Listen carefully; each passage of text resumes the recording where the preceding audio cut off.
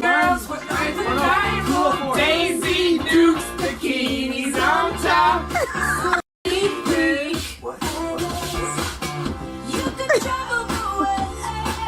Rob, never said before you have to drink, so maybe do.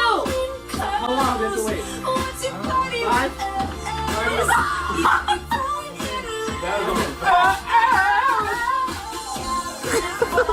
Girls with Daisy Dukes, bikinis on top.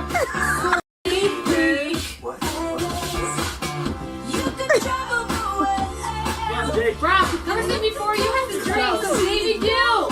How long do we have to wait? 5?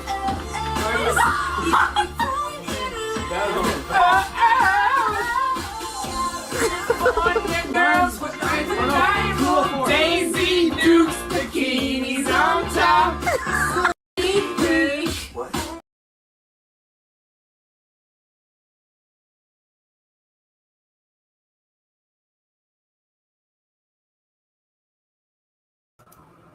Hey, I was muted.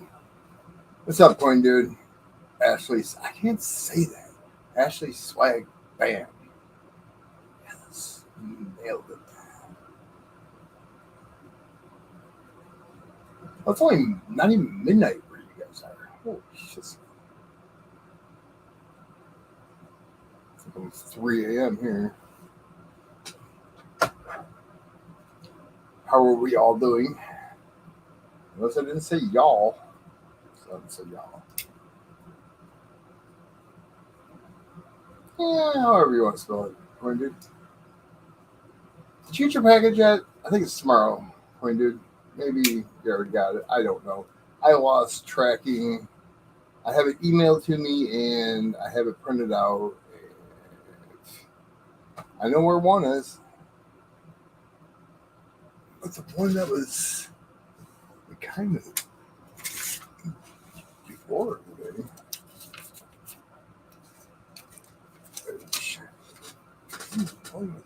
We have, oh yeah.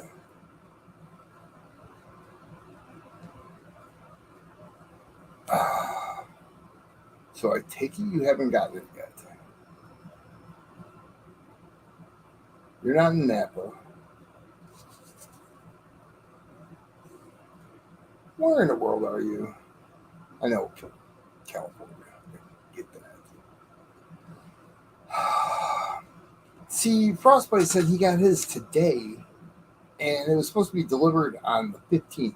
Isn't today or yesterday was the 20th? Why is it 5 days later?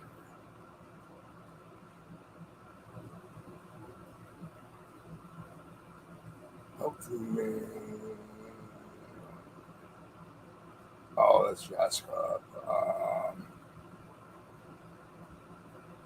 I'm gonna start writing this shit out now.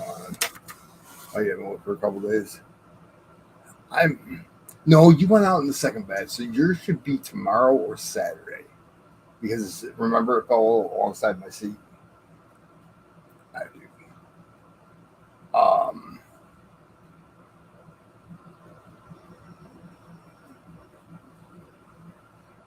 Yeah, true point. I have a hard time thinking.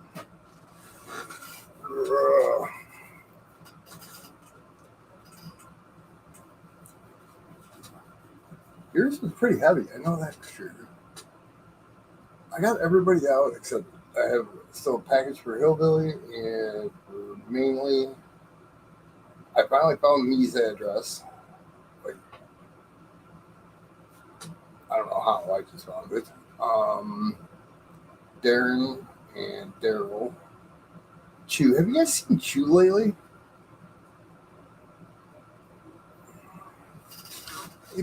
But you gotta understand, it bothers me because, for one, I don't like using the United States Post Office. I don't.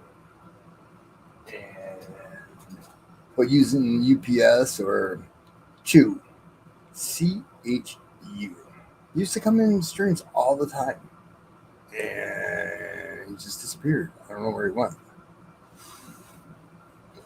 But UPS is too much money. FedEx is way too much money.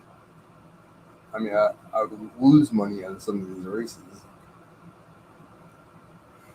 And it's. I think if he popped up in chat, you would know who he is just by seeing his name, possibly. But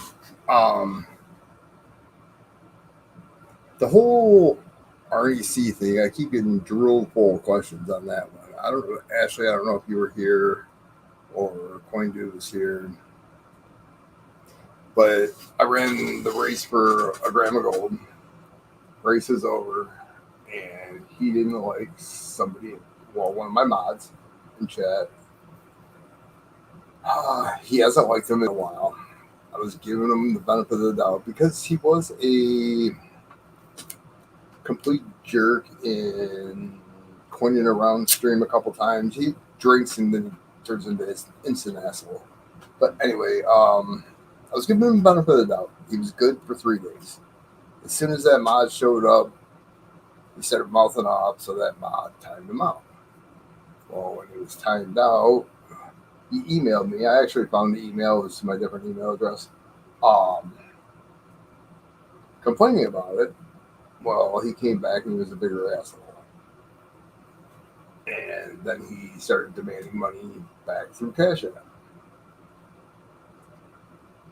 First time I denied it, well, he requested it. First time I denied it. And then the second time, he puts in the notes, and I quote, I'll grab my phone right now.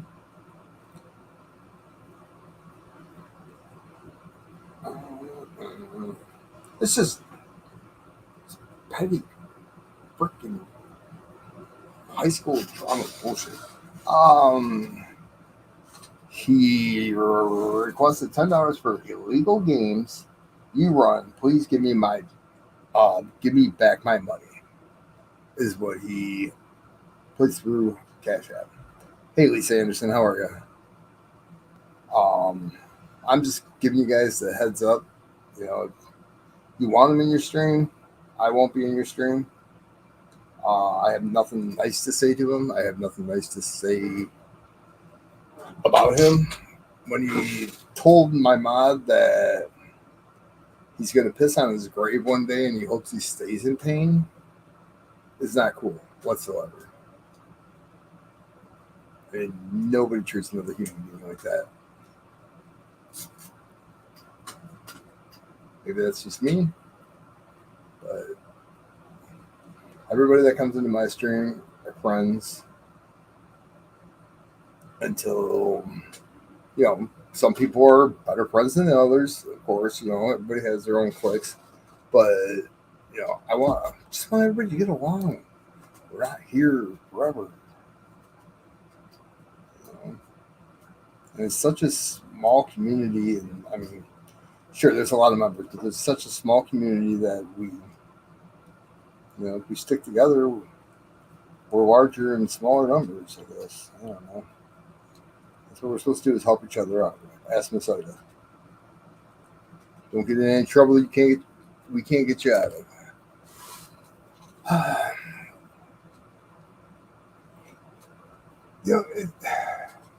It doesn't bother me, but it bothers me. Don't get me wrong, it bothers me.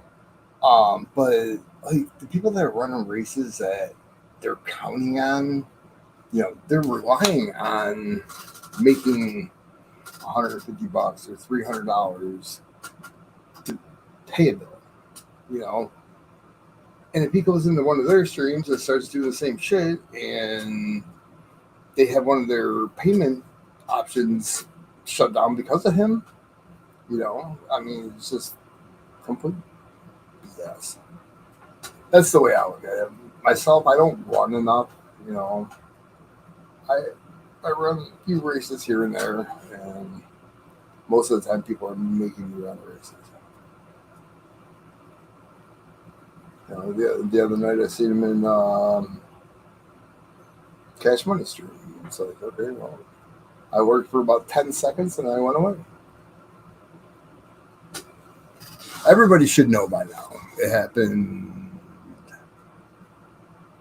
last Sunday. When did you stream, Ashley? I think it was Sunday. Because you rated me. I remember that. I don't know. I'm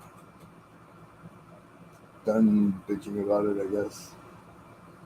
It just sucks.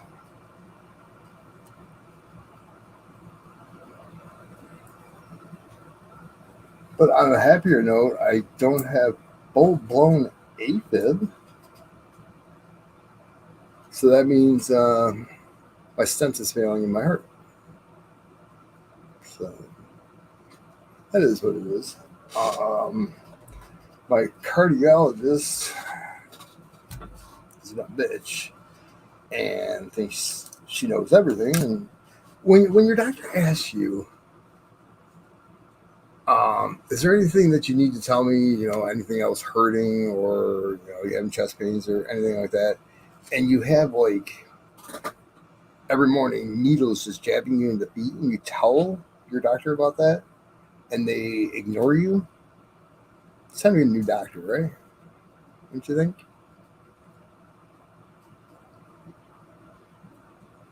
I hope so. I honestly feel defeated, and I've never felt this way, ever. I mean, I've always been, for the most part, on top of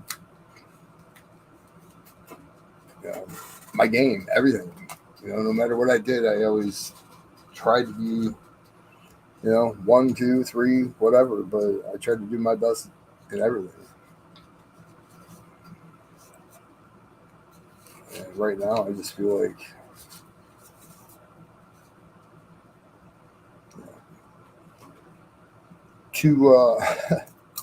I read my report from my neurologist, and there's something going on with my frontal lobe, which is your emotions, your thinking, a lot of your senses.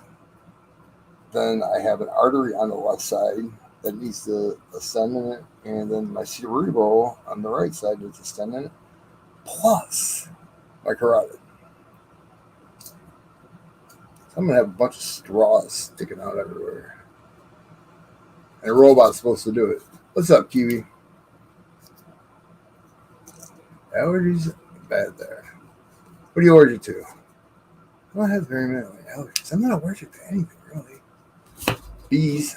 I'm very allergic to bees. I hate bees.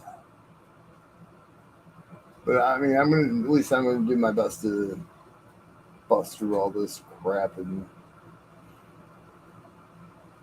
defeat another.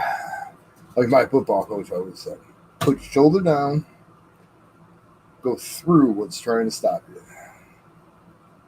Yeah, that's what I'm gonna do. Mr. Moore was never wrong. That's great.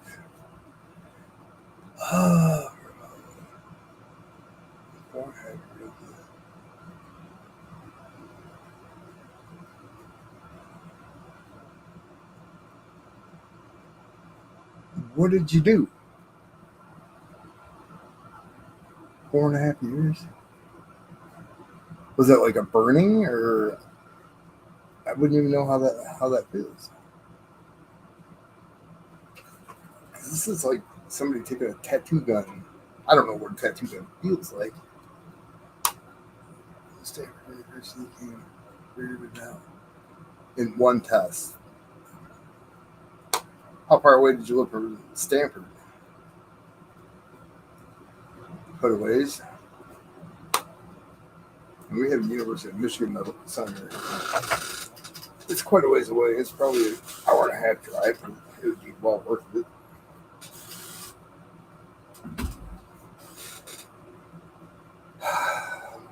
QEI emailed you. Those damn rabbits. And I'm thinking about taking you up on your offer with that too. If you were serious, anyway. I don't know. That poop is freaking awesome.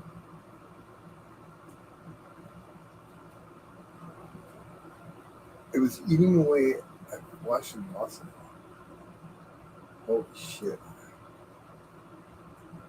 You seen it, but you didn't reply to it. Thanks, Kiwi. Too busy kicking indoors, hanging out with Ray, flipping tables.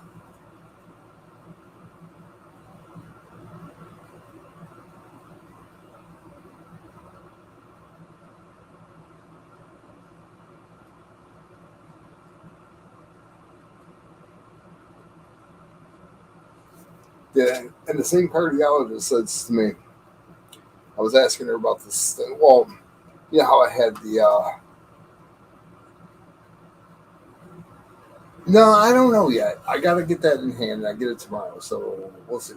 I had that heart monitor on me for 2 weeks. Drove me freaking nuts. It was little, but it still drove me nuts. Well, the doctor was about ready to walk out of the room, and I said, "Well, what about the reading of my heart monitor?" She looked at me with a dumbfounded look. Looked at her assistant. They didn't even read it. They had it for 15 days, and they didn't read it. And then she proceeds to tell me that she's going to do the stent replacement. She's not going to do the stent replacement. I don't say anything. Well, that's good. You saved the life. And then I got Dr. Pizzoli. This guy's a freaking rock star. I actually shouldn't even be sitting here right now. With your Widowmaker artery 100% blocked, they say only 2% of people live through it.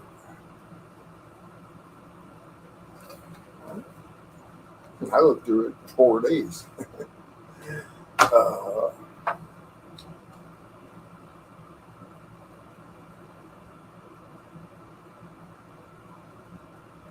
Now, were you able to build the muscle back up? I just want to call you Jim. It's so much easier.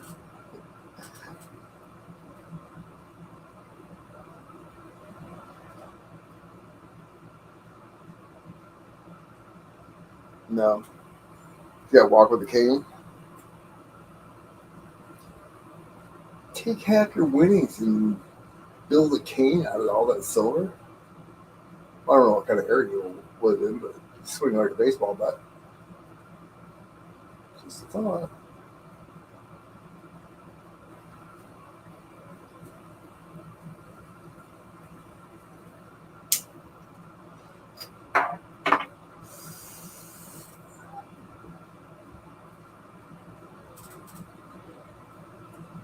But you have, I'm sure you don't have the balance that you did when you were younger, but do you still have decent balance?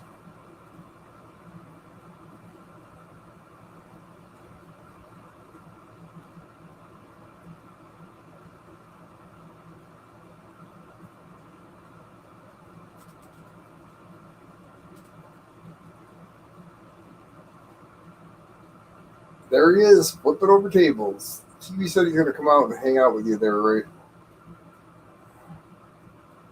I'm not sure if this is even any assistance. That's good. Fuck you too, Kiwi, with the finger.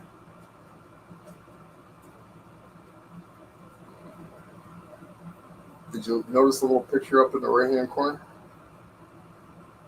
I'm sure people on their phones can't see it, but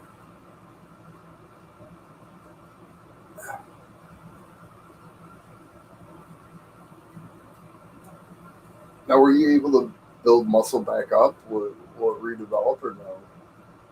Or like let's say you know your half your calf muscles gone, could you build up the other half and have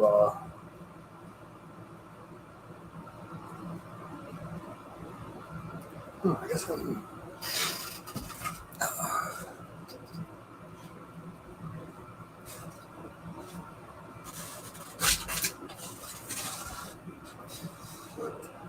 but apparently they do. Hey, Cajun, they do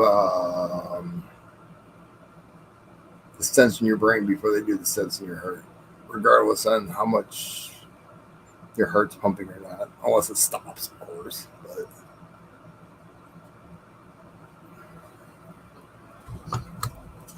Then you got to recover from that, and then head to art.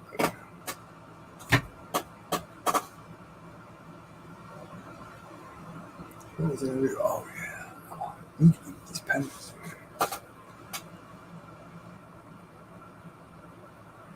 Right? Yeah, I get it.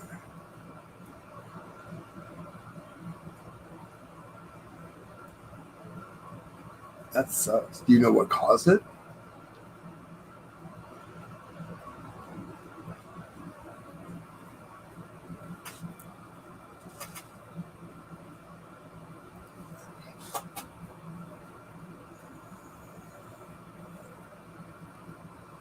Does anybody know who won over at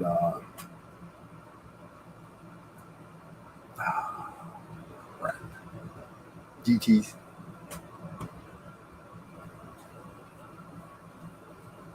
Yeah, sure.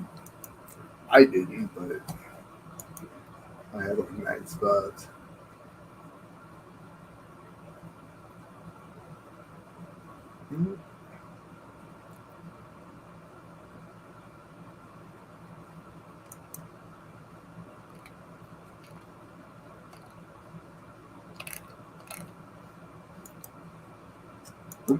Wasn't me. I don't either. You want a zombie race at DT's? With a tiny little red dot on your ankle. That's it, huh?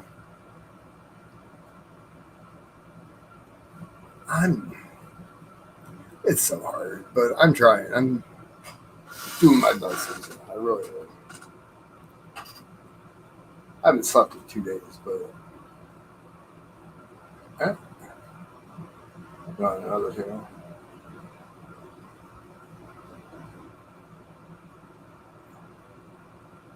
Did that little red dot, was it like your skin broken open and you got an infection in it somehow, or I don't know. And that just spread out throughout your leg. Wes Stacks, how are you?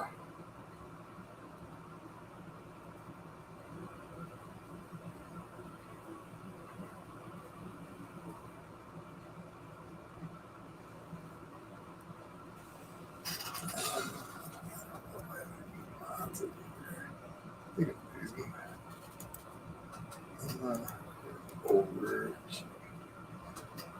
Yeah, there we go. Sorry.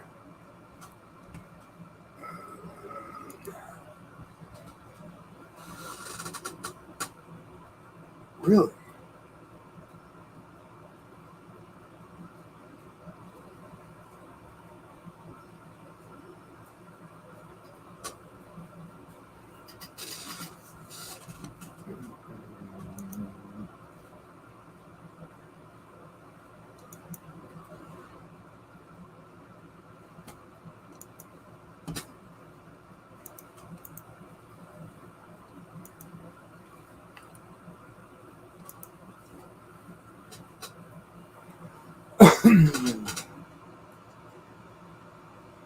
That's crazy, Corn dude.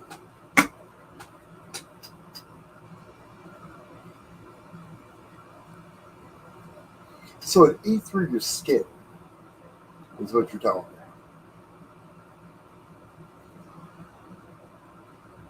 me. You didn't actually have like a wound that got infected.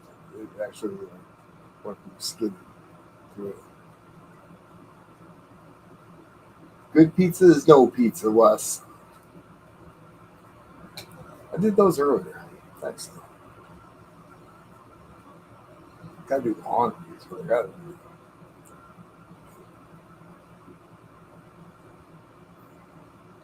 I don't mind washing and drying. I just hate both shit. That's what mother made us do. I mean, it's like, what's the point? Just gotta unfold it and put it on, right?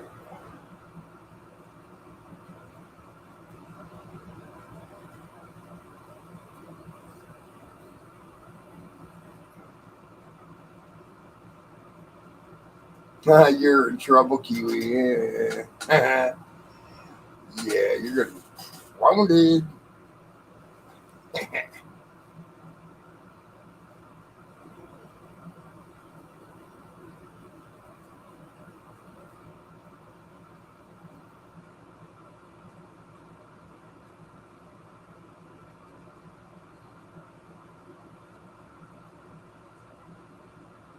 I figured out how to do that, and then I forgot.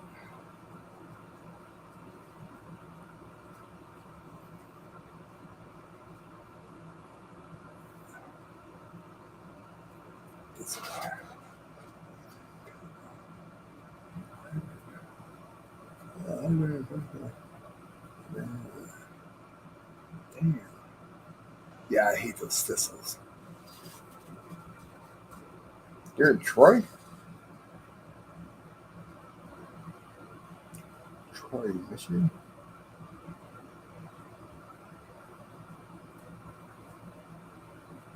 I don't know if he got it or not.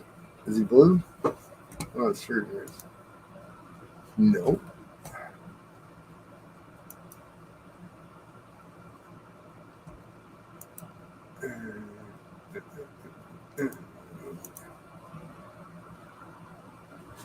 Now you're kidding, Kiwi.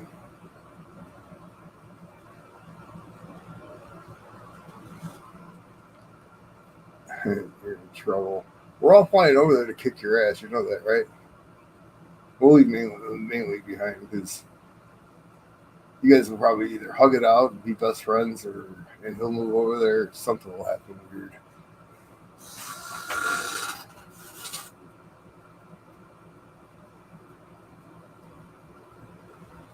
In one day, it was the size of a doll.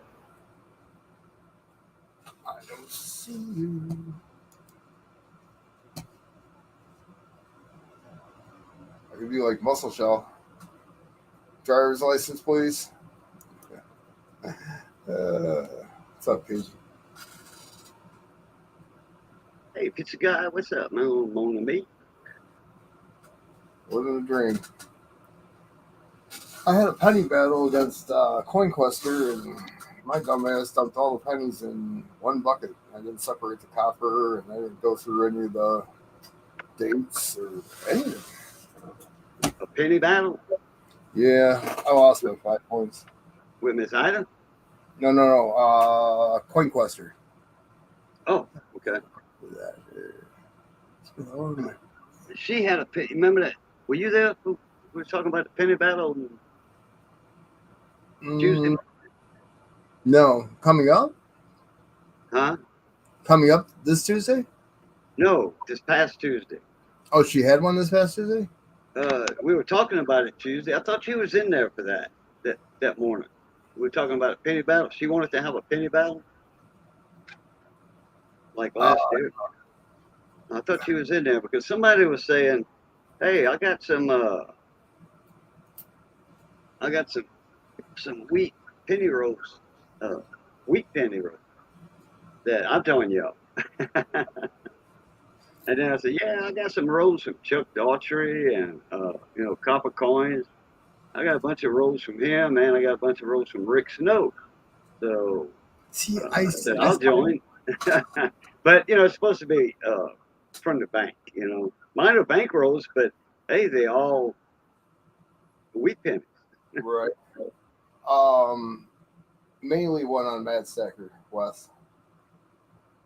He had like 18 inches. I had 3 technically. No, I'm able to get. I switched banks, and I'm able to get boxes. I've been kissing their ass too. I've been taking them boxes of donuts and bringing them pizzas. And yeah. They're like looking at me all weird, but when I go in there and say, "Well, I need a box of nickels, I need a couple boxes of $half, and like 3 boxes of pennies," they're not going to complain to me, right? Oh yeah, I'll take care of the cashiers at my bank. Half a dozen or a dozen of donuts, every now and then. Saturday, Saturday, roughly 11 o'clock, go in there with a box of donuts and they'll love you to death because that's when they're about ready to get hungry, but they get out in a couple hours, so it works out great. Kiwi, go. I don't know if you're on Whatnot, but when Coins TV is on Whatnot, they usually have rolls of wheat cents from. It was a California hoard. Like there's been 4 1909 SVDVs found out of this hoard. I mean, it was just a big mound of wheat cents, but they on Whatnot they sell them for $15 a roll. On their website, they're selling them for $20 a roll. Just saying, you buy 3 rolls and you're technically getting 1 free. That's the way I looked at it. But I got 31, not an S. I don't remember. I did a live on it. But yeah, $15 a roll is not bad for wheat cents, that's for sure. How much? $15 a roll. $15 a roll? Yeah. I need to start selling some of my rolls. Damn, that's good money for a roll of wheat pennies. Now these were unsearched, mind you. They were. You didn't know if you got 31S or 1909. Like I said, okay, yeah, that kind. Okay, all mine they dated, but they hadn't been searched for error. but the dates were searched. Now see, they just put it in this thing that rolls up the rolls and Right. yeah. Right. The old school rolls. They're like a weird color. I don't know if I got the wrapper still. I have 7 or 8 rolls of gold pennies I haven't been looked at. Oh, the thing about it is, me and that other, I forget who it was. I thought it was you for a sec, but me and somebody was popping the joke about, joining the penny battle with, some of Chuck Daughtry's rolls. Well, Miss Ida went to the bank, got a box of pennies. It was unopened from the box when they started the live stream or with whatever. And she came across a collection dump. Wheat pennies back to back almost. Really? Yeah. She came across a dump. Like, man, and old stuff too. And then I'm talking about nice stuff.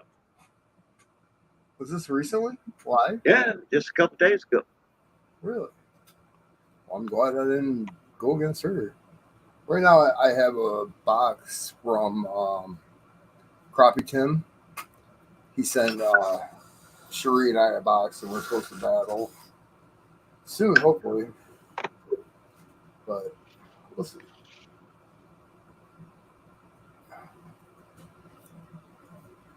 I sent you my address, Kiwi.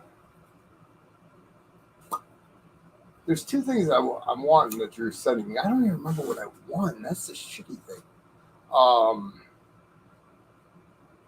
That weird coin that I won, that silver coin, it was like 1800s.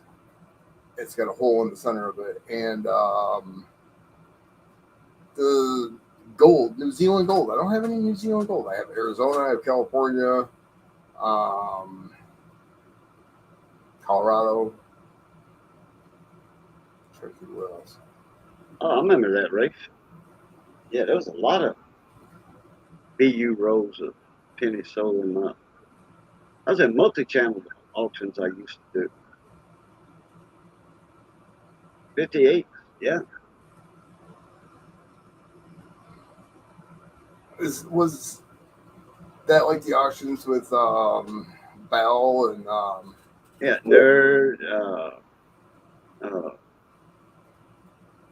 Value Hunter? Joe Sharp, Joe Sharp, Durbin. Joe Durbin used to come in. Stacking.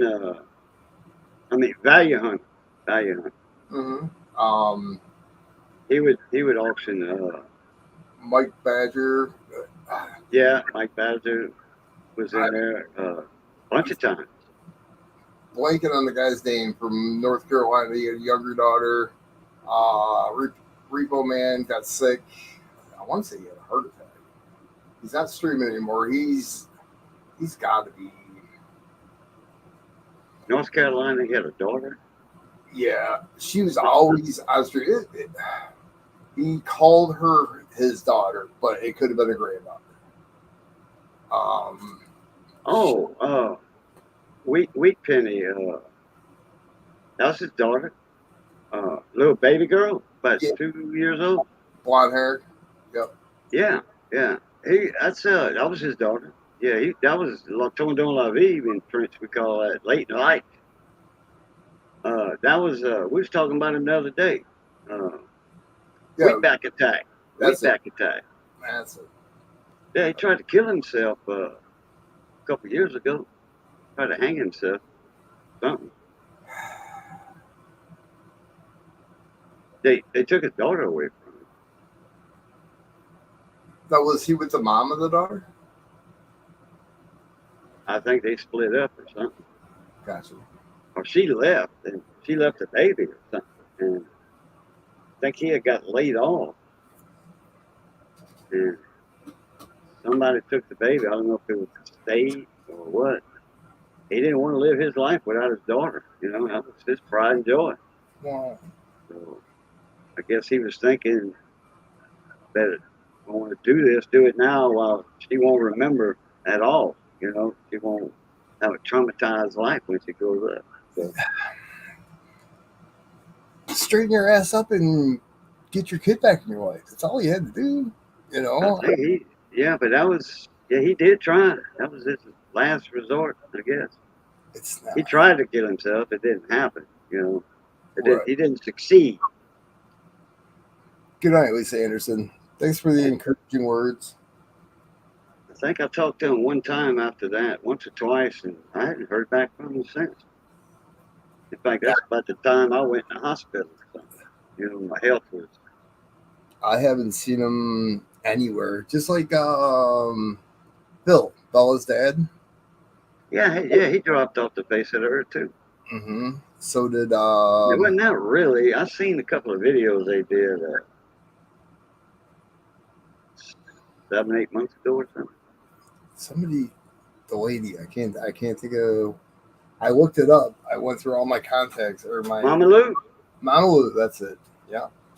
See, my memory's just gone. I'm tired of it. I used to be like an elephant, man. Yeah.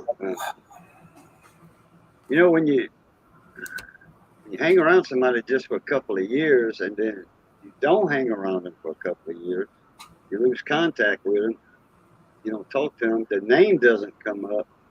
So then you just kind of forget the name of, you know. But when somebody mentions it, yeah, okay, and then it's back on your memory again. Yeah, I picture their face, no problem. I got Bill on Facebook. He's right. Starting a new job. Oh, that's cool. I had you on Facebook at one time. I can't get on my freaking Instagram. It keeps telling me, well, you gold painting tomorrow, Kiwi? Doesn't send New Zealand gold over to Michigan. Go in that route. That's good, right? Yeah, exactly. No, my Instagram, I can't get on it. It just says I don't know, no connection and all this freaking horseshit. It's just one of my buddies are on Instagram, and I can't get a hold of them either way. Oh, well. Less technology I do, less I got to worry about not making a connection. But you got to see, my generation was the last generation to grow up without technology and throw our first foot into technology, programming VCRs and smartphones and pagers. I mean, Generation X, we did everything. You got kicked out of the house until the streetlights came on, and you know, right? You I'm a baby boomer, and you're a Gen Xer. Yeah. So that's the Gen Xers. That's the last great generation, I think.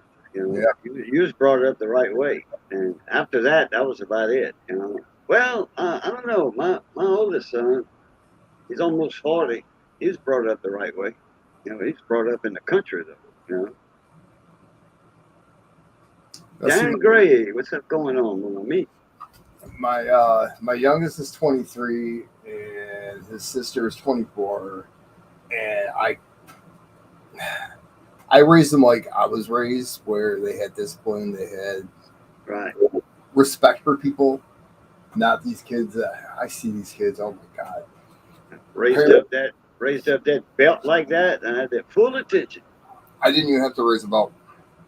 I never put my hands on my kids, not one time, and I didn't have to. All I had to do was raise it, and they snapped to attention. They're like, "Oops, okay, I better toe the line."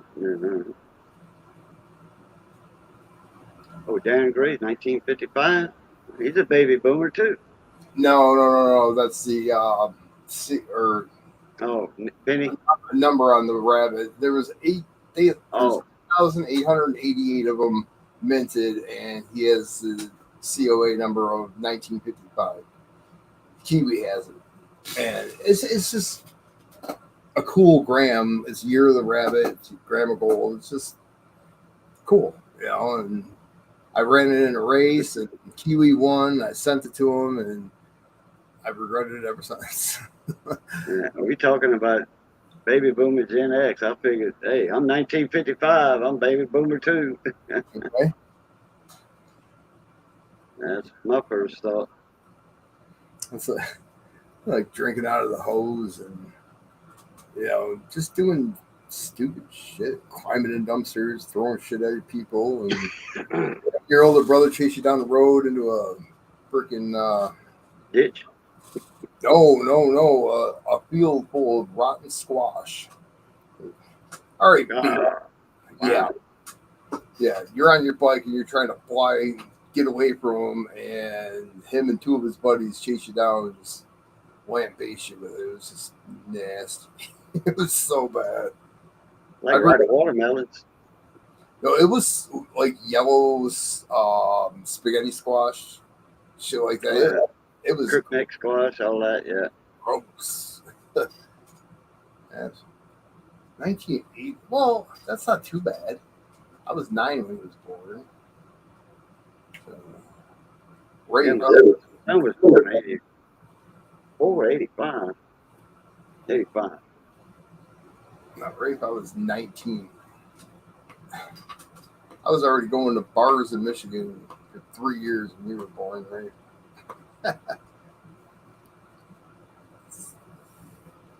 Only dude's a boomer, that's for sure.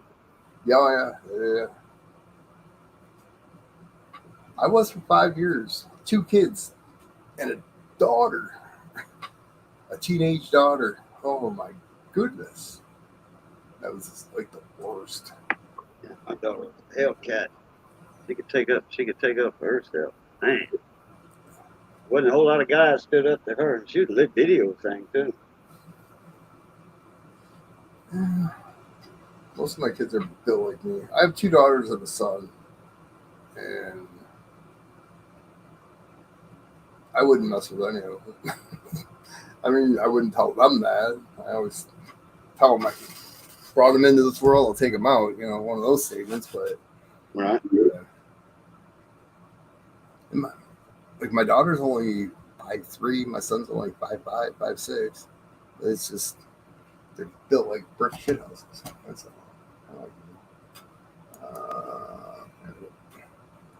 I was watching coin op videos on like pennies that are like the 95 DDO, the 97 double ear, 2014, 2004, 84 D DDO, 84 DDO double ear. I just wrote down a few of them because I forget what they're all are. And I hate going to Copper Coins, or I should say their website, just to look it up. Well, is this one? Is this one? No. I gotta find that one. I know I didn't flip it. I got a strike through on a newer coin. Probably threw it in the bucket, right? Nope, here it is.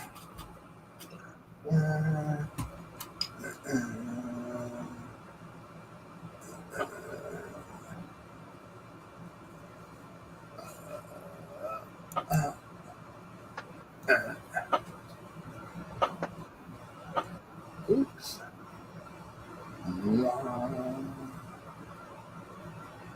See the structure? It's the bottom part of the ribbon.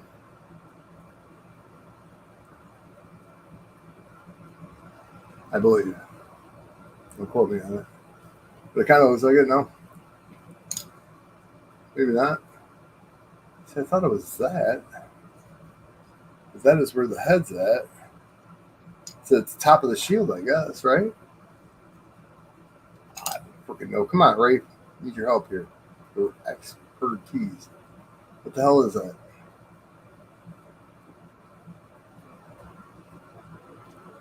You looking at something by the date there and by the front of his vest, front of his jacket. Yeah, and where that is, it looks like a fingerprint to me. Oh no, it's raised up like it's a strike through. Oh. It's scratched. I don't know. So I'm looking at the rest of it. The rest of the coin, it looks like a fingerprint almost. That's not scratched, is it? Is that a zinc blister, maybe?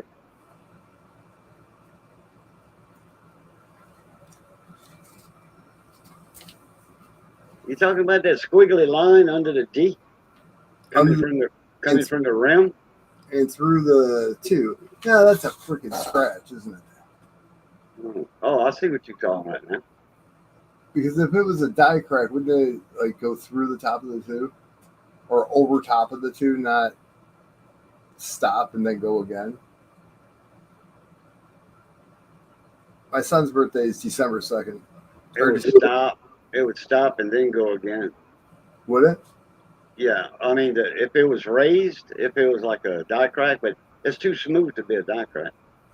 It's too curvy. Well, you know. But what about a strike through? Because too clean of a line. It would be the top of the shield.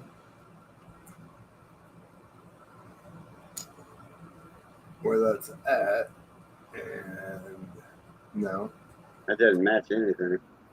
Ah, hell. Yeah, my son was pissed. He was born, well, they were C-section babies, and he was born December 2nd. He was born December 1st. He would have graduated with his sister. That's when December 1st was the cutoff for that year, and he was born December 2nd, so he had to go an extra year. He was all pissed off, but let's see. That's a die crack. Go up the board. What do you think, Chief? That's what I thought you were looking at, coming from the rim, going under the D, and then into the coat. Right, but you also have the line going. See, that's a die crack. It's got to be a die crack because I do that. It looks red. It could be out of die, yeah.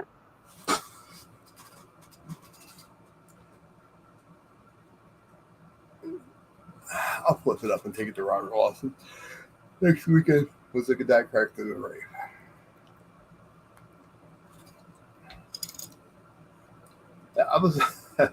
I was scanning some of the coins that they had on their video. It was who that was it? Snoop Dogg, and that he was the voice for some of them. And then who used to own Coin Op back in the day? Who started Coin Op? Me, Robert and Dustin? Robert and the other guy. He turned Jim, rocks, gems and stuff. Damn, I forget his name now. He always wore that little derby hat, little brown derby. I remember meeting him. I forget his name. So Robert's sole owner of Coin Op now. Yeah, he has been Hey, for, Phil. Hey, Philip. for a little while. Damn, I forget his name. See what I mean? When you don't associate with somebody for a couple of years, you get them. I know what it looks like you was talking about a while ago. I think his name started with a D or something. I want to say it was Dustin, but I'm not. Dustin. Dustin, yeah. Well, he on the holders like PCGS holder and stuff. They had an NGC one. It was either a wide AM or a closed AM, but I scanned it and it was only 75 cents. But it sold at Heritage Auction for like $2,500. It's like, how the hell does that happen? Now we're rooting for closed AM. Yeah, that's the 92 Denver and Philly. Yeah, it's both. And then I didn't know 99 was part of the Wham. Yeah, 99, they had let's see, 98, 99, 2000, and the wide AMs. What's up, Daryl? And then on your proofs, what they did, they ran out of dyes, so they used another dye from another year or something. If so, it was a transitional thing, and then they had a close AM on the proof, I think, for 99 or 98. 90,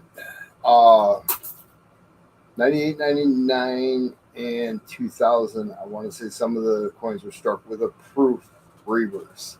That's why they're Whams. And see, I thought 92 was the same way. I thought it was a proof reverse, but it explains it in the video. It's not the proof reverse. Trying to remember. Sometimes here's it's just people throwing their weight around. Kind of like Rob Vine's Treasures auction. People throwing their, I got a brown light from Rob Vine's Treasures. Wait, what do they cost you? It's just $125 for a $16 coin. Yeah. Seriously, I was in there and it happened. I'm like, what the hell is going on? Yeah, sure shit's $125 for like a 71 brown knife. Are you kidding me? I mean, I would have stopped him at 25. No, I gotta pull me out. Yeah, I stopped a couple biddings, high biddings like that. I said, all right, this is getting too high. Y'all know that coin ain't worth it. This ain't no pissing contest. You know, when you got 2 or 3 of them, and you say, okay, it's highest bid's $40. Let's go with 35, and I got 3 of them. Who wants them? Yeah, that's how Joe Durbin does it too. And he's really, really fair. Yeah, there's a few of them that do that. That's where I learned it from somebody. It wasn't Joe, it was somebody else. Yeah, it all depends on the coin. I mean, if it's a a great looking Morgan and the bid's at $85, it is what it is. It happens. What was that for? Oh, why didn't because I mean, I've spent a couple $100 on a basic Morgan, not like a 21 or anything, a little bit better date, but it happens. Kind of have a bidding war against somebody, and like Sir Benji, I used to. Yeah, Shivvy's. See, I love this coin roll hunts. You used to get not the basic freaking one. You would get a one on some rum, but then you would get like a half dime or something you wouldn't expect to get, and I don't know. It was just frustrating when he stopped, but it is what it is. I get why he stopped. There was no money in it. Not the way he was doing it. Now he's got a brick and mortar. Up in, Sir Benji? No. Shivvy. No, Shivvy Rock? Yeah. In Shivvy, Sir Benji, him and I used to go back and forth. I mean, he would run it up on me, I would run it up on him, and it was just battle. Yeah, and Debbie. Battle of the fatness of wallets. I think he just did it to run me up, though. That's all.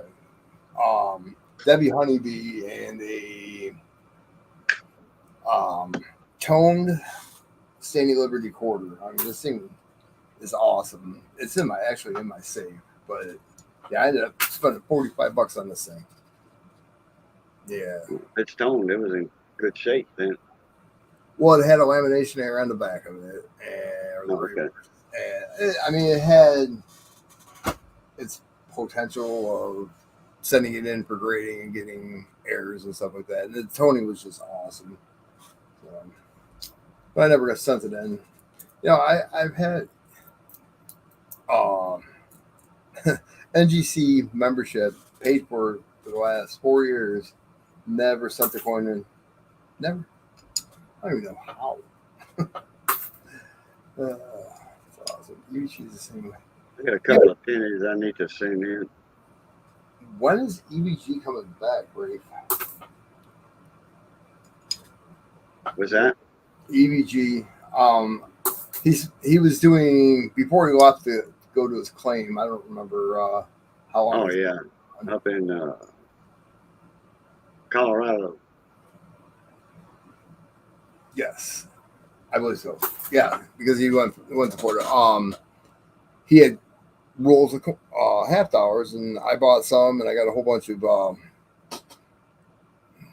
Canadian dimes, like fish scales and stuff like that. And then he went to his claim. It's like, I want to see these things because he had Newfoundland and just a bunch of different ones. He always comes up with good shit, though. I don't know where he comes up with the Russian coins, but whatever. With the Russian coins? With the Russian coins, yeah. Yeah, he's Russian. It's a log cabin. There's another point. That's the second log cabin I found that I didn't count as a point. So I only lost by 3 so far. I can't see. I would have to scope everything. And it just sucks. 95.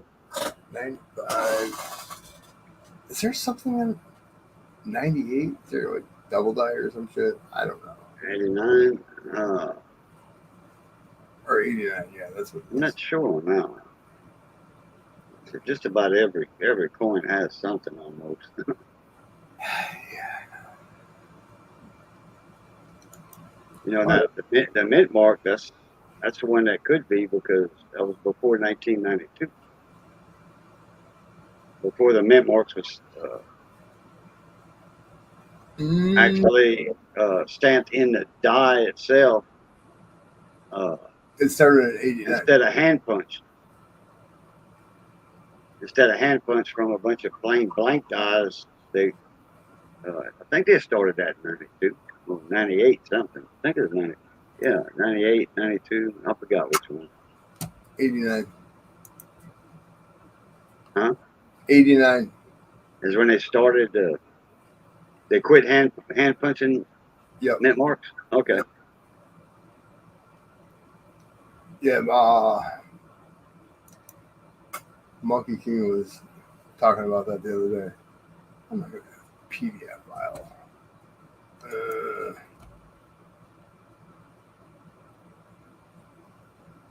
Man, they got a bunch of guys that we hadn't seen that.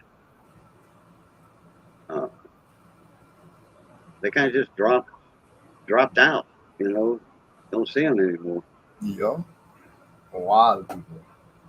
I mean, you go through your people that you're sub to, and it's just not there anymore, not there anymore, not there anymore. And you're gonna keep them just in case they come back. But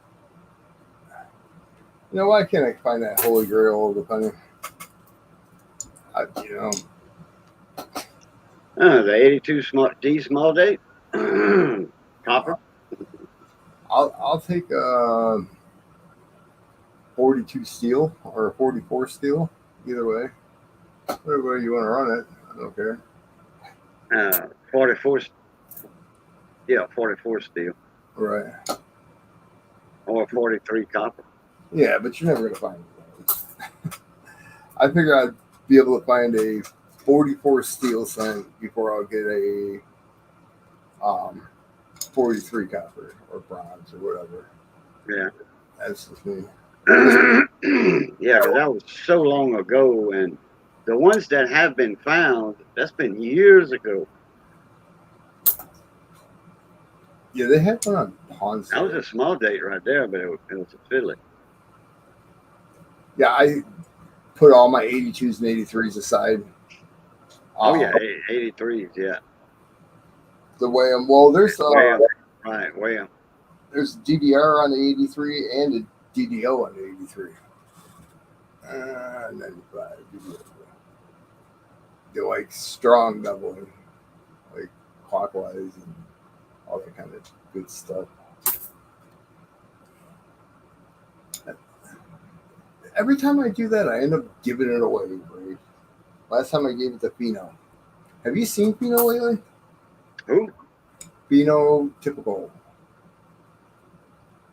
I didn't quite understand. It wasn't clear when you said it. Oh, Fino typical is his name. Phenotypical. Yeah, okay, I know you're talking about. Well, I ain't seen him in a while. Well, he's usually EVG stream.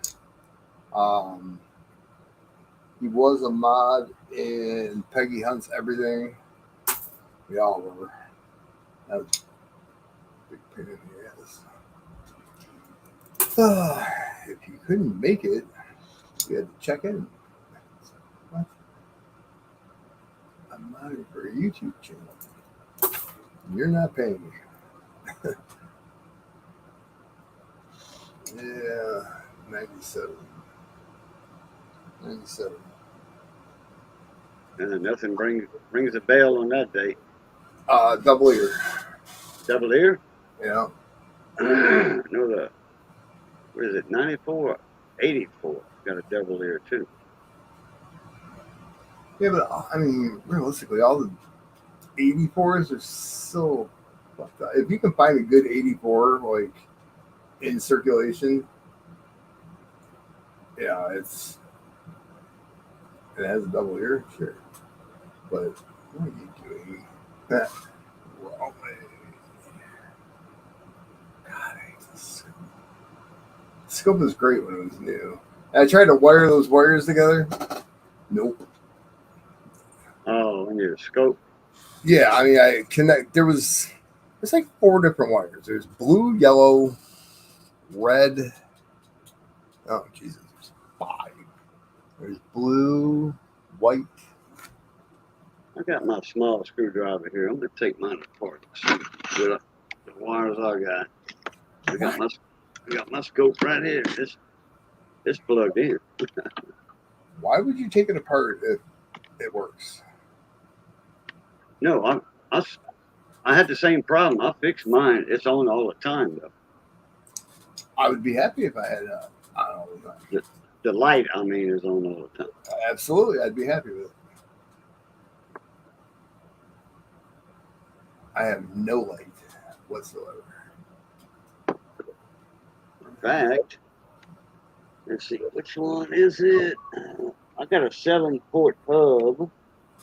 Okay. Flip that switch on that one. I need to buy a soldering gun.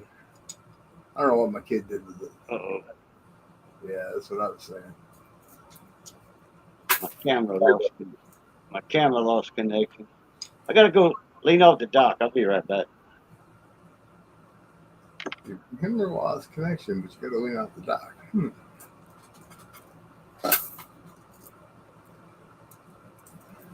You working tonight, Ray?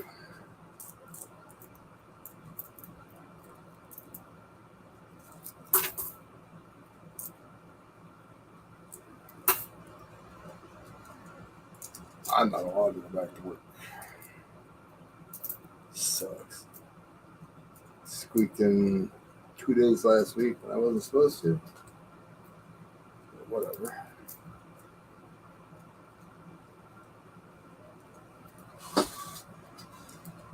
sit around and do nothing. I love doing nothing. What's up, Cons? Cajun's taking a piss off the side of the dock. Oh, he's urinating. I don't know how many ladies are in here. I'm sorry.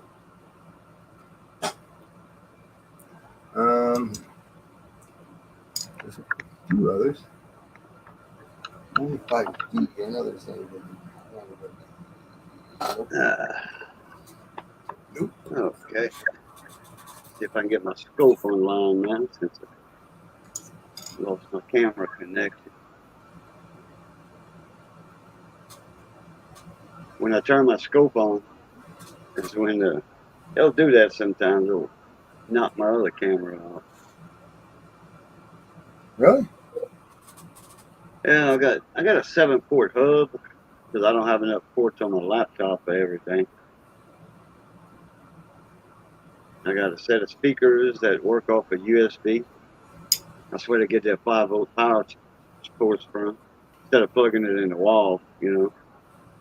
And then I got my camera, USB webcam, then my mouse,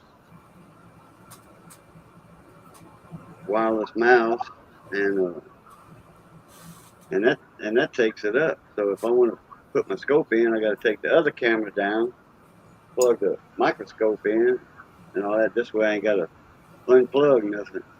Gotcha. I get it now. You know, you can buy like splitters and. Yeah, I'm sure you know that by now, right? Yeah, well, that's what I have. I got it screwed to the wall. I took it apart. I put a better wire on it and USB plug. I put like a Apple. I think it was an Apple USB card. I put it and sorted everything in all the wires, the data wires and power wires in that hub, and because the plug was real loose, you know, it's a cheap, the 7-port hub, and it was $10 off of Amazon. You get a good 4-port hub from a computer place, computer store. They run like $40. And these mine have switches on it to turn it on and off. But you know, Radio Shack went out of business a long time ago, right? Yeah. That place was a shit. You used to go in there, your parents would shop around. I mean, it was such a small store, but it took them forever to shop around, and you'd stand there and play video games for hours. It's like, what the hell? But I don't know why. Every time they said you want to go to Toys R Us or Radio Shack, we're in the truck. Before they were. Any other time, it was like, I don't want to do shit. We're going to play wiffle ball now. There we go.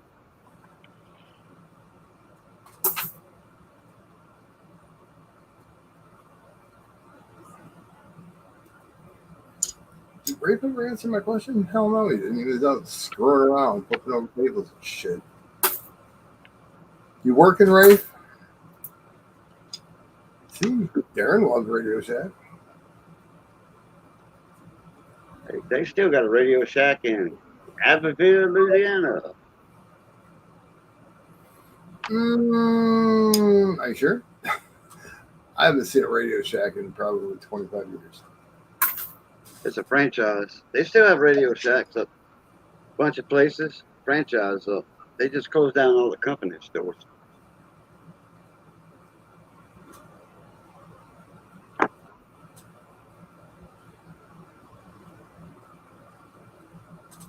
They need to bring back Toys R Us.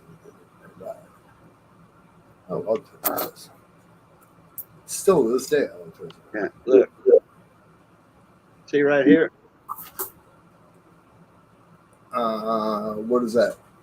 Okay, that's where the thumb wheel used to be.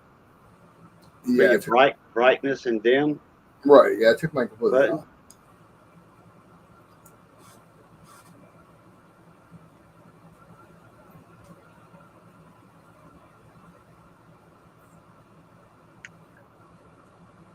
I want to say there's one Comp USA in Michigan. Okay, it was blue and yellow. Okay. Okay, here's what you do. You take that circuit board out of there. Circuit board. I had no circuit board. I had a. The little thumb wheel. Yeah, I know what you're talking about. I know what you're talking about. Yeah, Okay. remove Look right here. Look right here. The blue and the yellow. Huh? The blue and the yellow. Yeah, I can hear you. Solder them together. Put you some heat shrink on there like this. Solder your blue and yellow wire together. And your light's going to work. What about the wire on the other side? Well, you just throw the thumb wheel away. I don't have a thumb wheel. No. On the thumb wheel, there was yellow connected to the thumb wheel on each side of the thumb wheel, and then there was blue, like soldered onto this little circuit board. I don't even know what the hell it is. Right? Yeah. Correct. Well, that's what I'm saying. Put the see, you got power coming in there too from your red. Okay. And this came back to the thumb wheel. But you don't have a yellow in here, it's cut off. And you get your blue and yellow was the one that controlled it. Okay. What? Yeah. Yeah, but what about the other side? What about the other blue? Going to the USB plug? There's none. There's none. You see, there's none. No, that's there was one right here Mm. at one time. See it right here? Anyway, take your yellow and blue, throw them together. Your light will come on, full blast. So yellow and blue come out of the same side. Yeah, right here, as you can see. Well, what? That's going to my camera. That's going to the scope camera. I wouldn't shit you. You can see it right there. Oh, I gotta get me a pack of cigars. How is that creating power? You see, you got. I'll explain it to you when I get back.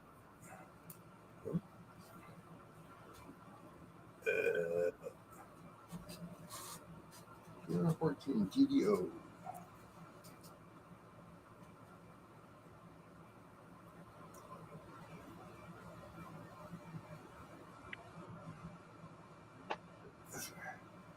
Yeah.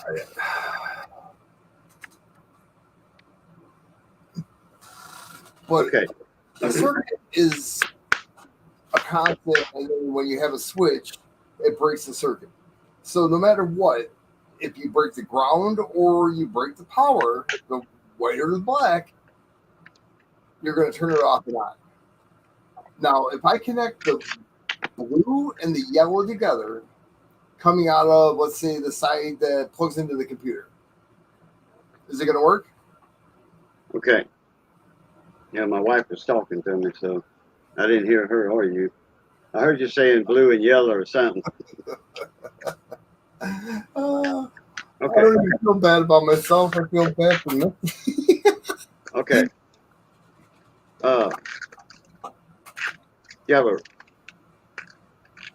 You have a data line. You got a red and black for power. Okay. You have two data lines. This is like a, I don't know, 6 or 8 wire cord right here. White, green, green and white's your data line. Red and black, and then blue and yellow is your switch. The blue and yellow are not connected. Here, going to the USB. Okay. So you got your red and black. Here's your hot and ground. That's going up. It connects in there for the LED lights. And so the blue and the yellow come back in here. They use this blue, extra blue and yellow, and those were sorted to the thumb wheel. Okay. To the variable resistor. The thumb wheel, the variable resistor. I agree. Okay, and in turn, that fed it back. It controlled it. It could turn it down or whatever. So you just take the blue and yellow right here, touch them together. Because yours is apart anyway, isn't it? Well, yeah, kind of. What side am I connecting the blue and the yellow together from the scope side or from the Going computer side? No, the head side, the camera side, the scope side. Why don't you clarify that? Because I was kind of lost for a second. Yeah. Yeah. Okay. This is taking off right here. The blue and the yellow, they connected together. It's heat shrink. They taking off. They're going back inside the sheathing right here. Uh-huh. The conduit, the outer insulation, and this is going back. Okay, and I see I'm going up. Okay, I'm out. I can't go no more up because it's going into the camera, into the scope. All right. So connect. I got you. Well, let me try this. I'm looking for something. Yeah, Monkey King. Oh no, not this guy. Yucks now. How you doing? Oh, he's saying good night. Who is? Yucks now. Can't hang with the dogs, huh? Back to bed. Big storm rolling in. If the power goes out, I'll never fall asleep. Yeah, we got hit pretty hard here. Like, I had power, but my ex-mother-in-law called my phone and said, "Can you come over? My pole coming out of the top of my house got hit by lightning, and my furnace is making a weird noise." Mind you, it's 70 degrees, and she has her furnace on. Why, I have no idea. But it was a transformer 3 houses down that got hit by lightning. Crazy old lady. Yep, she's going in home. Tell you that right now. All right, so disconnect. See, I connected the yellow to the yellow, the blue to the blue. Obviously, that was wrong.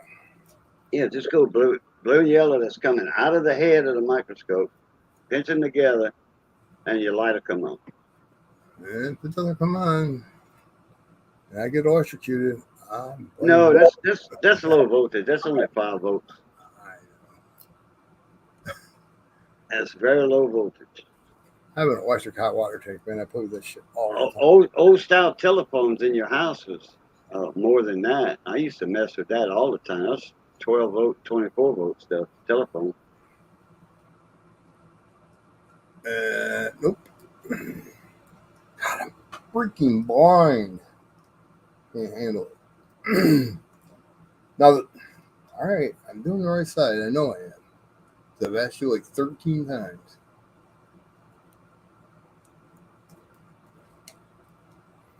I have no light.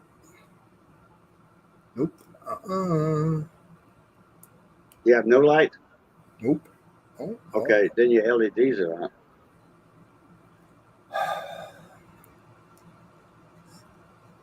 If one LED goes out, it shuts down the whole thing because it's in series.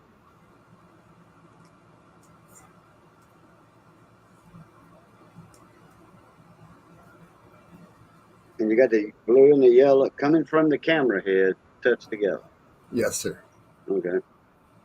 Now, do you have the blue and the yellow coming out from the USB side? Do I have them connected? No. Do you have those? Do you see them? Yeah. Okay. I'll probably just cut mine out then.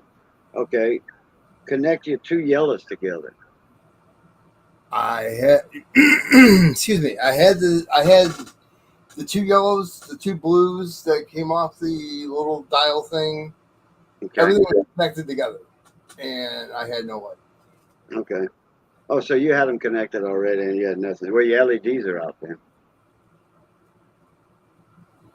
So I'm just gonna spend another $100 on a scope. I want to get you a scope like I got. I love this scope, though. You know, I know why it could be out. Just the computer was in the kitchen, and I tripped over the cord, and the actual tower was on the table, and came crashing. Ouch! Fudge. Came crashing down, and yeah, it was a bad scene. Really bad scene. I had pennies all over the floor. No, it's an OptiScope or Opti whatever the hell. Optitech. It's Yeah, an Optitech. Oh uh, wow, that's a good scope. That's like a. You can get them for about $60 now, I think. really. Nowadays, I think. Hmm. No. I don't. No idea. I was gonna check. How Talking much to you Amazon, right? how much You're you probably. pay for? I paid 89 plus tax, Yeah, I think they're like 60 now. It depends on which one you get. but that was 4 years ago when I came into the community. The first person I met was Bigfoot. What did Bigfoot have? He had the Optitech. I'll put this back later together. Scope.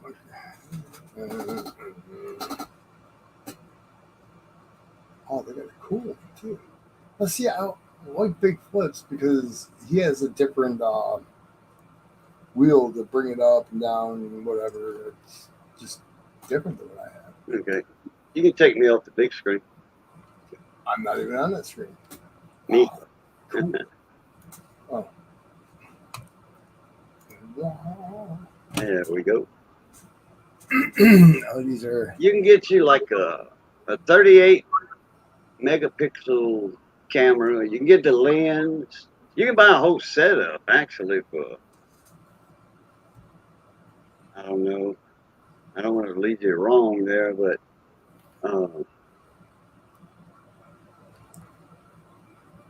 the arm, the articulating arm is what's going to cost. But do you see your dentist regular? I used to paint dental equipment. I used to deliver dental equipment and supplies. Oh, okay. You know the ceiling lights? The light that's hanging from the ceiling, and they move the light around all different directions and put it in front of your face Well, so technically, they can not see. hanging from the ceiling; they're attached to the chair. But yes, I know exactly what you're talking about. Oh, well, my dentist are hanging from the ceiling. Really? Yeah, it's an articulating arm. It moves in the kind of way and all this.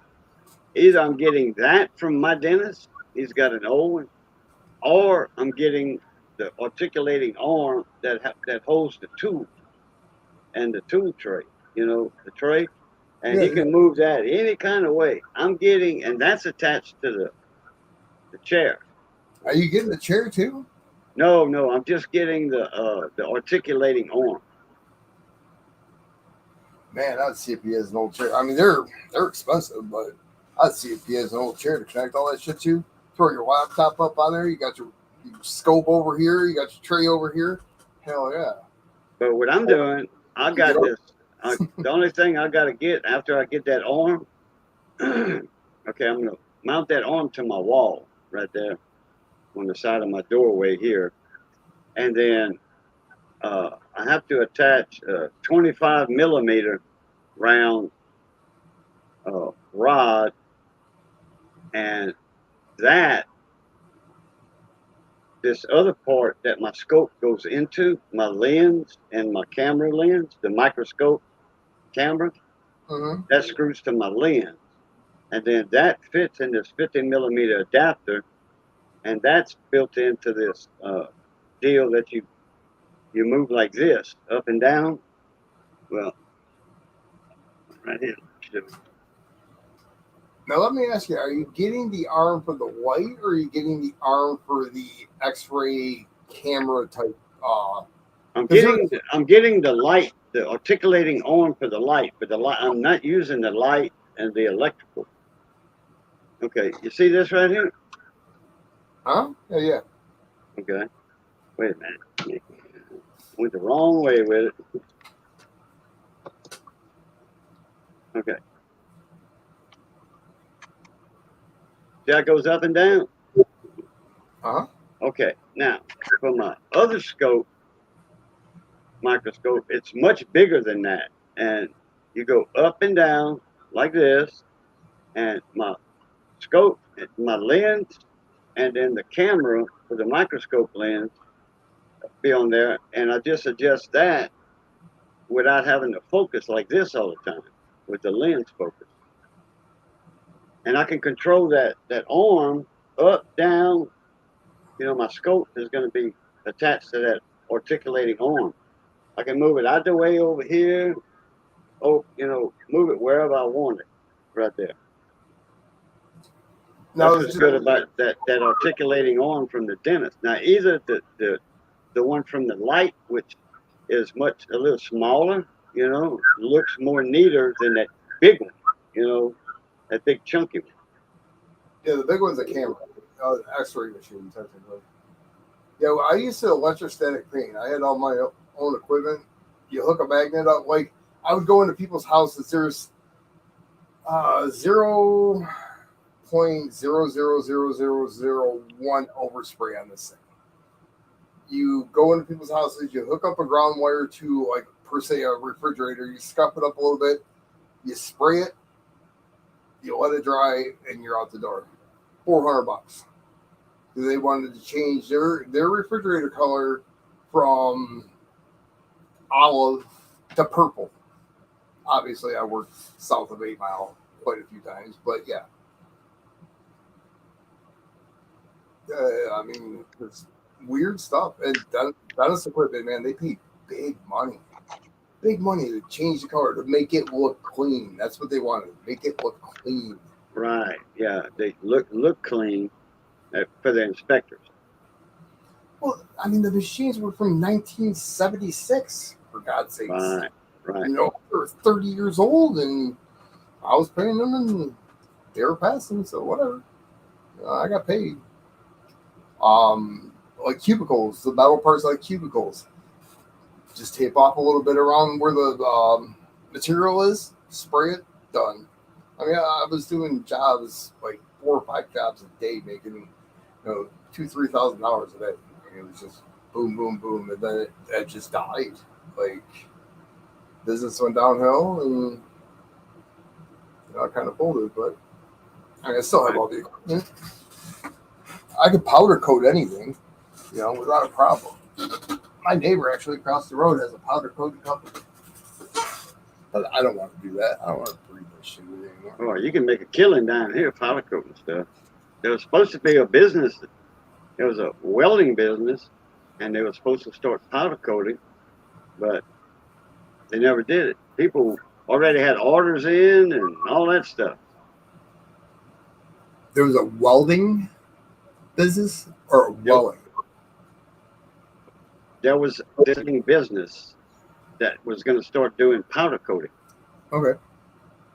And they never started the powder coat part of the business because he went under. You got to have the clientele. You got to have repeat business over and over and over and over again. He did. He had a good business, but the money wasn't coming in, and his girlfriend was like, "Where's all the money going?" And so he kind of crawfished out the whole deal, everything. Let's see, guy across the street, he's got a contract with Chrysler and Ford, and he's been trying to get GM, but GM does all their own stuff. But yeah, he owned a body shop. He got out of the body shop business because the Bondo and the Duraglass and the paint fumes, but like it was killing him, and now he's got a successful powder coating business. I mean, why not? Same building, everything. His dad bought the building. He got the business from his dad. His dad bought the building, and he inherited it. Well, he adopted it, I should say. His dad's still alive. It's kind of a successful story. But anytime I need any body work done, that's where I go. It's so cool. I pull in there. Hey, Rick, can you put this door on for me? I don't do that anymore. Well, now you do. No, he's a good guy. He's the one that found me in the front yard, all stung up with bees and Oh, yeah. pretty much half dead, I guess you'd say. Because when I get stung by bees, it's not pretty. My head turns into like a pumpkin. I stop breathing. Yeah, I had allergic to hornets and bees, yeah. yeah, we were playing catch with the softball, and there was a nest in a lilac bush. And yeah, the softball went into the lilac bush, and we went in after it, my cousin and I, and we both got stung. He had like 125 bee stings, and I had like 106. I mean, it was bad, really, really bad. And then 2 years later, we caught food poisoning, salmonella, because we were climbing in a garbage can trying to get pop bottles out of it, or a garbage truck trying to get pop bottles out of it. In Michigan, you have a 10-cent deposit on each bottle. Oh, yeah, yeah. You know, that's what we were doing. Ended up in the hospital for 2.5 months. God, oh. Surprised you didn't catch jaundice off of that. It was salmonella. My cousin almost died from it, and you know, he snapped out of it. We were in the same room. They brought television up. We played video games for a long time. But I don't know. It was always me and my cousin, though. My cousin and I were just like two peas in a pod. It's funny. Okay, I got something I want to show you. Let me get this. They're powder coating everything, but This is a little easier to explain. Present, share screen,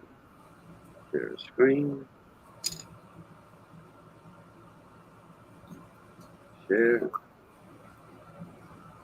Okay. Looking at, oh, you got it already? Okay. Let me show you that. Okay. All right. You see, it's kind of, yeah, I don't. Okay. Let me let you look at this other picture first. Okay. See this on top? Uh-huh. See where my cursor's at? That's a camera. Here's your microscope lens. And if I'm not mistaken, that's a 180 right there. And you see this part here where the knob is on this round? Yeah, it's the adjuster. Yeah, go up and down. That's what I was talking about right there. If I get that part right here, I can attach this part, well, the peg, that round pipe coming up. It's a 20 millimeter pipe or 25. Okay, all I got to do is buy that little piece right there, and I can, and attach it to that articulating arm I'm getting from the dentist. I'm just getting the arm. I'm not getting the whole chair and all that. I'm just getting the part that attaches to the chair. But you see this articulating arm here, it'll go up and down and, you know, sideways and all that stuff. Are So you getting this? Go ahead. No, go ahead. Am I getting that what? The springs that go along with it, so it folds up properly and all that kind of good shit. Because there's two springs that will fold it up like almost in a partial N or an upside down V, and it'll go against your wall completely. That's how it goes up against the back of the chair or behind the head of the person. There's two springs that bring it up and drops it down.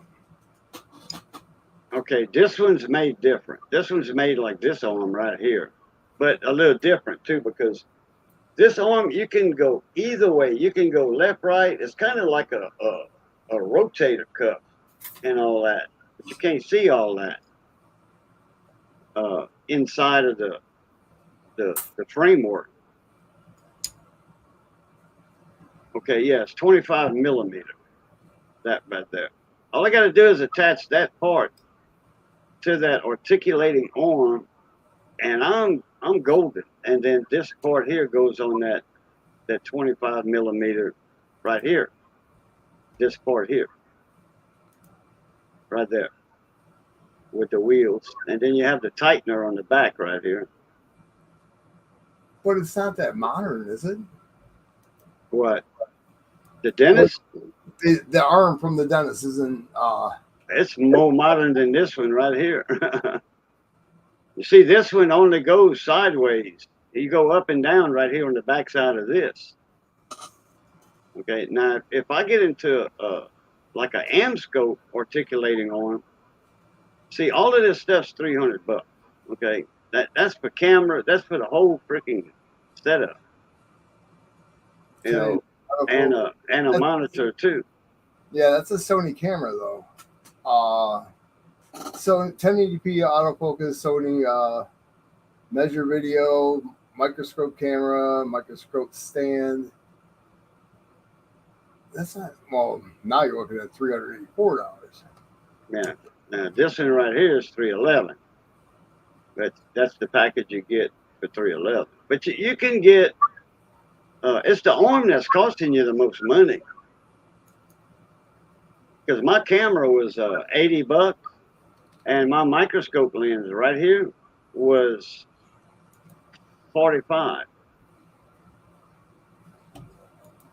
So I got $120 into mine, $130, something like that, all together. It's not that bad.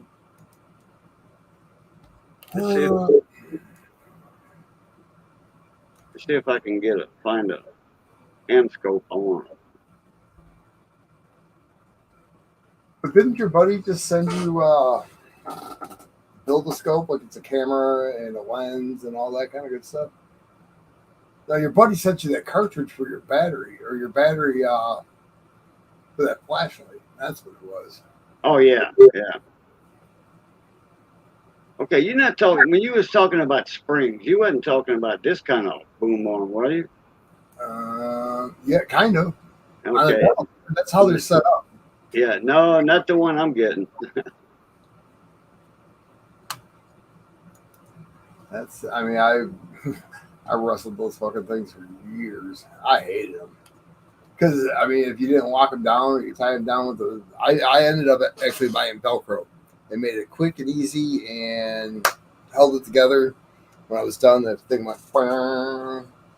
It just sucked. I hated those things. Okay, let me quit sharing this. Now, I'm going to look up a AMScope on, and where I can find it easier. That's what Coin Dragon has, an AMScope, which they probably using Sony cameras like I got, or Eakins or whatever.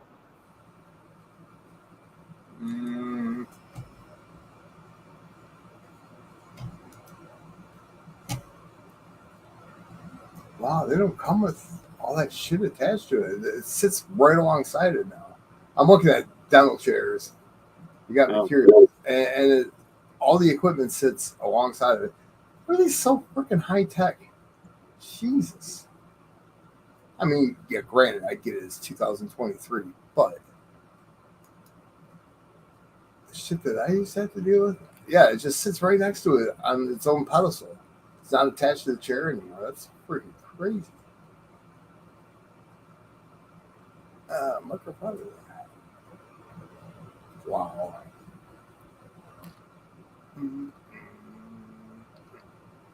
Right. Now I got a good. You're gonna see what I'm talking about on this one. I'm not looking. Oh, man. Okay. Well, I can see why you thought it was coming out of the ceiling.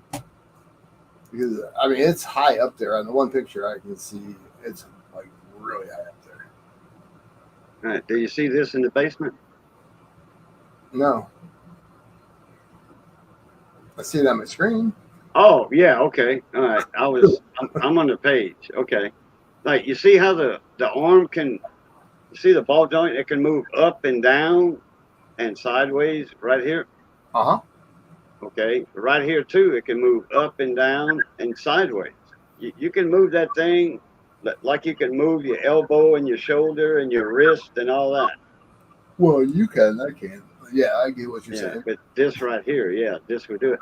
And you see, this is holding now. This is a 72 millimeter. This is what Dragon has right here, and his camera is right here. What the Yeah. hell do you need a microscope like that for?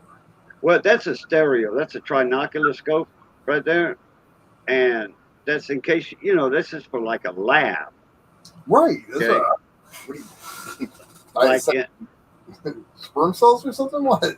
yeah, I mean, well, but see now, if you want to look at a coin, and not have glare and all that, you can use the eyepieces. Me, I don't need the eyepieces. I'm saving a lot of money by not having this setup right here. Just by having the lens and the camera, I can do what this is doing without this. that's not even a price with the camera. That is just the arm. This is just the arm. Right. Nope. That's crazy. Absolutely crazy. But you've seen my lens and camera, haven't you? Yeah, you had it out on Ida's the other day. Oh, okay, you saw it in there then. All right. I think I seen it in here too. I saw that this morning. I showed that this morning. Oh, was it this morning? Oh yeah, I Yeah. didn't sleep. That's right. Why am I still awake? Holy shit! I mean, I literally been up. I'm working on like three days now. Really? Oh, okay. I had a cardiologist today, and I've been stressed out over it. I didn't know if I had AFib, and now that I have mild AFib, their next step is to replace the stent, but they want to put stents in my brain and all those other places before they work on my heart. But my heart is pumping at 30%. So Right. it's kind of like, seems ass backwards, but then again, is my heart going to be able to take the anesthesia and all pretty much trauma that's going to my brain because the robot's going to be putting straws in my brain? For God's sakes. A robot. I mean, I do get it. Steady your hand, but it's still a freaking robot sticking a straw in my head. Yeah. I'm probably over exaggerating about it. And I know those doctors have, they do this kind of stuff every day, kind of like, changing the brakes on a car. I could do that with my eyes closed. Right. But, yeah. They don't do it every day on Roger. Yeah. You was talking about, either way, like which way is better, either do the brain arteries first or do the heart arteries first. Because if you, like you said, if you do the brain arteries first, you get them open, then you do the heart arteries and get all that blood flowing all of a sudden, and all that blood's rushing to your head. Am I going to have an aneurysm? Yeah. I know. I mean, they've been doing it. They went to school for this kind of stuff, but I second guess everything. I mean, especially when it comes to me, and I don't know, I'm stressed out about it. But if they do, okay, let's say they do the heart first, and I have a blood clot in one of the arteries, well, the middle cerebral is 92% blocked. And that's major blood flow coming off of the carotid artery. So, that being said, yeah, if I don't have that unblocked and my heart starts pumping at 60% again, is it going to break something free and I'm going to have another stroke? Possibly be paralyzed on my right side? Because, I mean, if you think about it, I got really, really lucky with this stroke. I have loss of coordination in my right hand. For the first 2 minutes, I wasn't able to say anything. I was just like, blah, blah, blah, blah. But I sat down, I relaxed, and here I am. where what I have going on, it could have been a hell of a lot worse. I mean, just my doctors all are saying, "Oh, you're so lucky. You're so lucky." No, it's just me. God don't want me yet. Jeez, I'm double afraid of me probably. Yeah, I had a light stroke 13 years ago, and that thing, man, that wasn't no fun. I didn't go to the hospital and confirm it or anything, but I know I had a stroke. You, I was out. I was bleeding out of my ear and my nose. I mean, and you, I just fell out, and it that that's I forget what it is. It runs in my family. there, I can't remember the technical name for the stroke. There's three different names for strokes. There's a TIA. There's a I know what each one is, but I don't know the name of it. One is like when a blood clot comes from a different part of your body, goes up in Right. your brain, you have a stroke, or you have a brain bleed.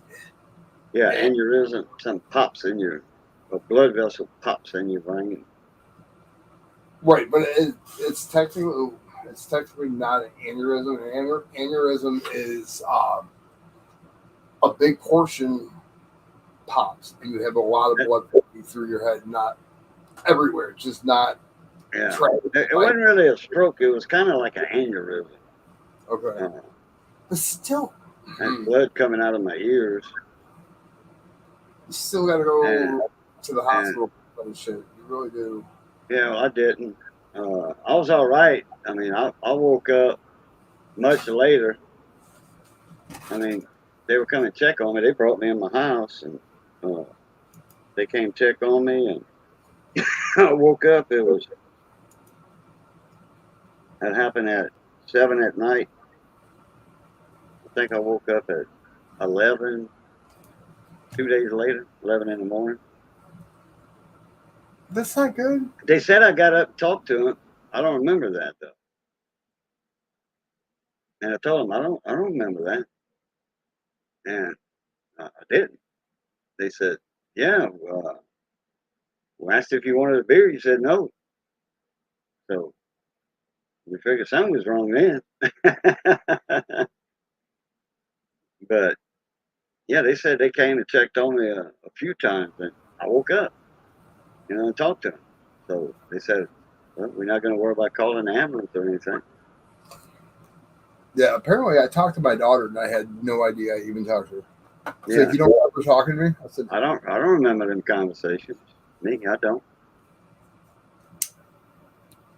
But I tell you what, it affected my taste and my smell for about a little over a year. "Really?" Yeah. Everything that smelled good, that was supposed to smell good, like making a gumbo, cooking a roux.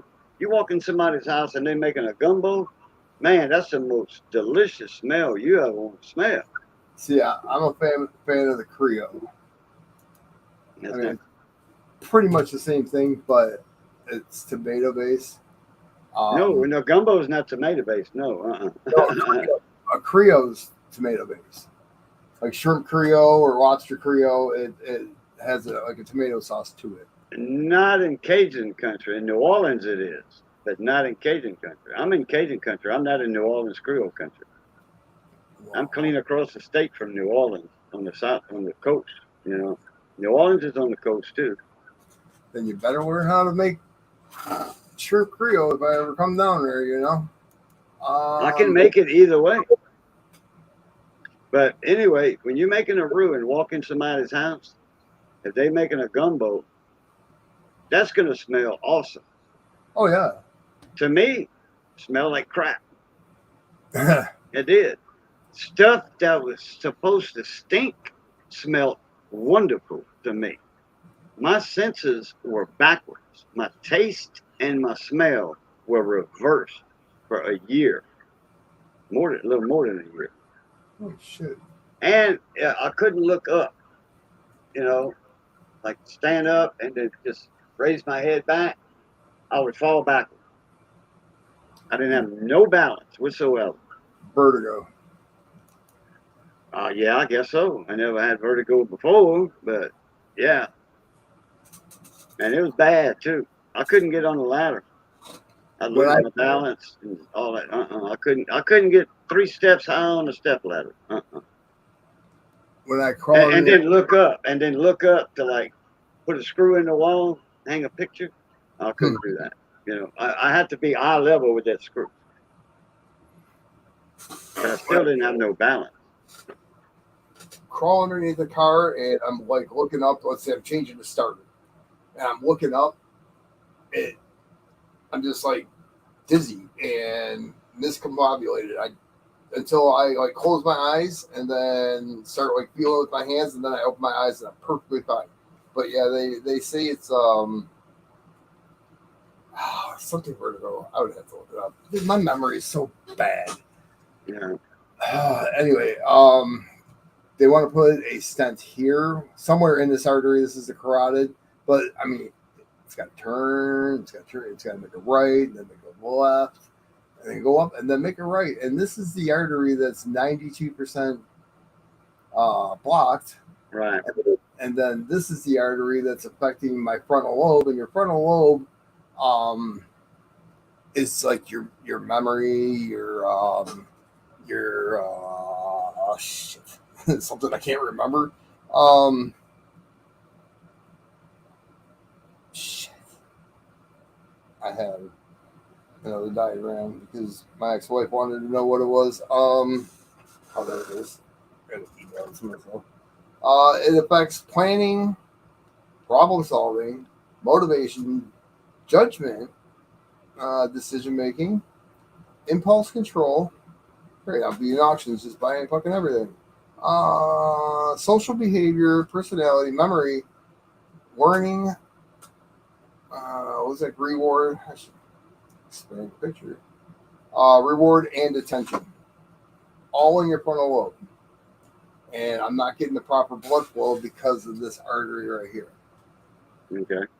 And look at the turns. Come on. Oh my God. I'm going to lose it. Probably going to scroll up on myself. I do get that they've done it a million times, or at least more times than I probably, I don't know. I'm not making pizza, not change brakes. I'll think of something. But anyways, you got to have a lot of trust when they're putting in dimensions of your head for a robot to run a rubber straw up into your brain. Because it's going to go through my wrist, all the way up past my heart, up my carotid. I don't know if they're going to do the furthest one away first and then come back and do the next one and then do the carotid. I don't know the plan. And it sucks. I want to know. I would say they're going in your wrist in that main artery, because you got that main artery in your arm. I'm surprised they can't do it right here. Oh, I'm the difference between right where. Like when they put a PICC line in you, when you're in the hospital for a while, they put a PICC line in you about right here, and then it goes up. The PICC line goes here, and then down here by your heart. It's about 3 foot long. Mine was, and went all the way down here by my heart. But that artery, they can branch, come here like that, and then get into your jugular right here, and then go up in there. But that wrist, that's the same artery that's in your wrist that's right here. So you had a PICC. What's a PICC line? I had a PICC line twice. It's a double port system where they put heavy nutrients in you. A regular IV in that little small artery that you have, or vein, your PICC line goes in an artery. And that's why your nutrients, you're being fed in a PICC line. and you're taking antibiotics in it, you're taking your nutrients in that PICC line. See, my dad had a Metaport for like chemos and stuff like that. It was underneath the skin. They just like stuck through his skin into the Metaport, and he got his chemo and his platelets and all that kind of good stuff. Yeah, well, that's a different thing. Chemo, I guess. This one was in my artery. Yeah, I don't know. It's just it's not shame. It just makes me nervous. I mean, I've been a wreck for days. Now that Optitech scope you got, you only got one LED that light that shines down on your platform. You only got one LED in that light, right? No, I don't think so. I think there's little bulbs. There's 4 little bitty ones, 4 or 5 in there. Because that Optitech ain't but that big around. Maybe it's just one right in the center.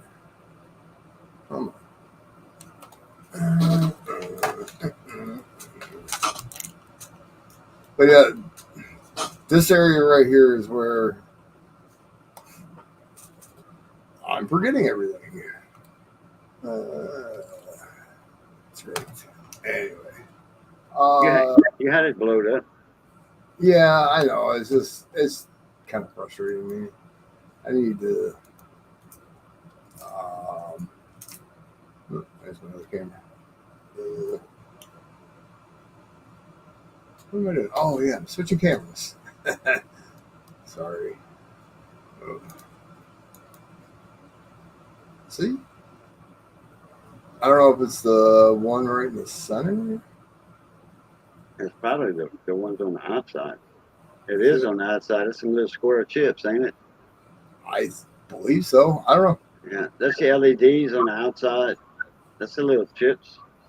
I forget what size those are.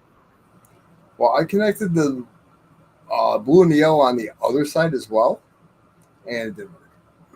Nope. Well, you have to, like your blue and blue and yellow, like this.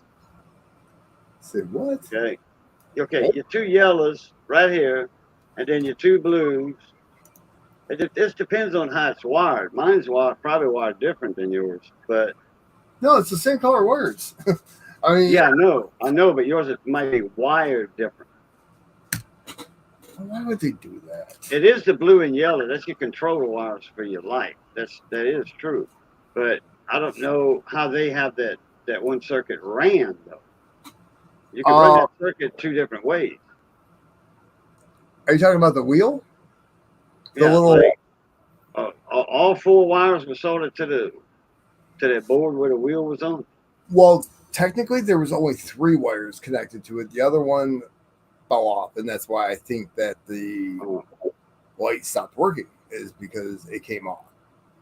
But with that being said, well, if you connected your 2 blues together and your 2 yellows together, like this, like there's nothing in between, okay?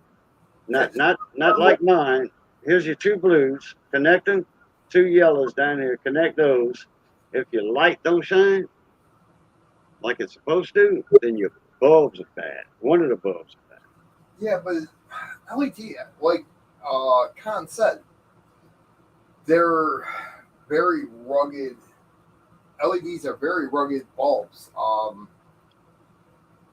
Depends on the quality of the bulb. And it's not a bulb, it's a chip, actually.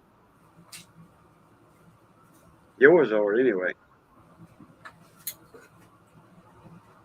You know, my ex-wife drives a 2022 Ford Edge. I think it's Ford Edge. But anyways, her taillight went out. And they're LED bulbs. Yep. You can't replace the bulb. You have to replace the whole taillight. Take a guess on how much this thing is. $400. How much? $400.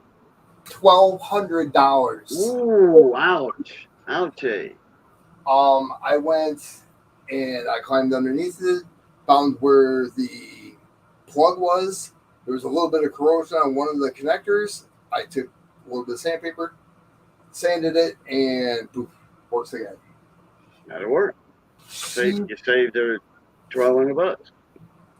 Well, yeah, that's the least I can do for her, honestly. I mean, she's been freaking rock solid for me this whole time. My chauffeur, whatever I need. She got mad at me once, and I get it. I told her to fuck off, so it is what it is. And I didn't even, I talk into my phone. And my phone doesn't read my voice properly, and then I just hit send, and yeah, it was bad. She was not a happy person. And she's only 4. Brown sugar. Hey, brown sugar. She's only 4'11", and I'll tell you what, she took me down in the grocery store because she just swung her arm back and she jacked me in the freaking balls, and I went down like a sack of shit. Oh, ouch. Yeah, she got me good. I don't know. I might have thrown it away, to be honest with you. I thought I saved it. Why do I have the outside of it, but I don't have the guts?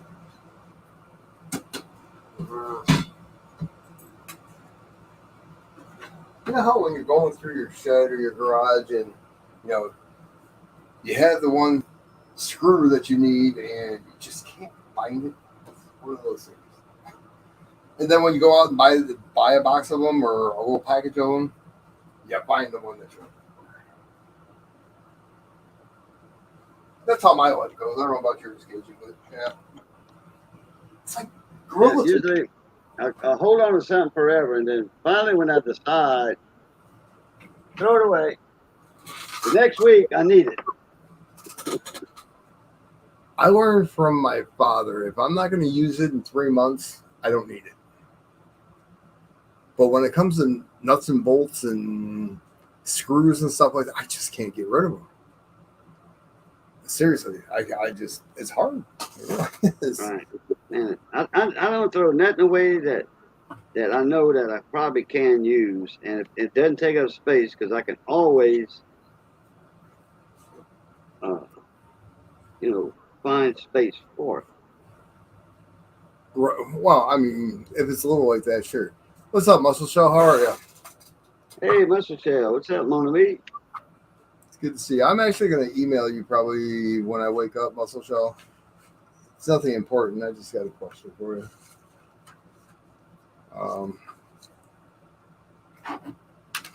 Now I'm going to sit here and look for that damn thing. And I know I threw it away. I don't know, but I'm going to look for it. Wouldn't you think a 71 proof set would have the $8 in it? Or no? I think so. They won 72. They went to 74. 71. Oh, they started in Roger. They went to 78. 79 was the first year for the season. Yeah, what year did they start? 71. Yeah, there wasn't a 70 $8. Okay, I got mine back together. I said I'd do it tomorrow, but I said, hell on, I'll do it right now. We're just shooting the breeze anyway. Not like I'm looking at coins or showing coins under the scope. Now you can, because you fixed it. Yeah, did you fix your printer yet? No, actually, I sent it back. Thank you. I don't even have it at my house no more. I mean, you sent it to the guy so he could try to see about it? That IT guy you was talking about? Well, he's actually going to take it back to the school and put it in the library or the computer lab or wherever, and let a kid say it's broken, and then they'll just go get a new one for the school, and he's going to give me the one that he's going to take out of the computer lab. So okay. Cool so, deal. That way you can print your own labels. For who? Pirate ship. And then you can request a pickup for your packages. And you don't have to go to the post office. Your mailman knock on your door. Hey, you got a package for me? Yes, sir, I do. Here you go. Thank you. Have a nice day. You want a cookie? Nope. I'll drive to my post. I love my post office ladies. They're great. Yeah. I know the postmaster. She works up front. She's the postmaster. She knows everybody in town. She's a darling angel to get along with. Well, geez, when you only have like 38 people in your town, tend to know everybody. Yeah. I mean, where I live, we have like 4,200 people. I think we got 8,000, something like that. My town's smaller than your town. Yeah, there is. I can't wait to get Hillbilly's freaking package tomorrow. I won. Well, I picked out the. He had a graded proof 70 Eagle by NGC, but he also gave me another pen that he made on his lathe. Yeah, none of these have freaking light towers in them. I got one right here. But it's like the American flag. It's just freaking awesome. But this is what he does on his lathe. Wrong one. Settings.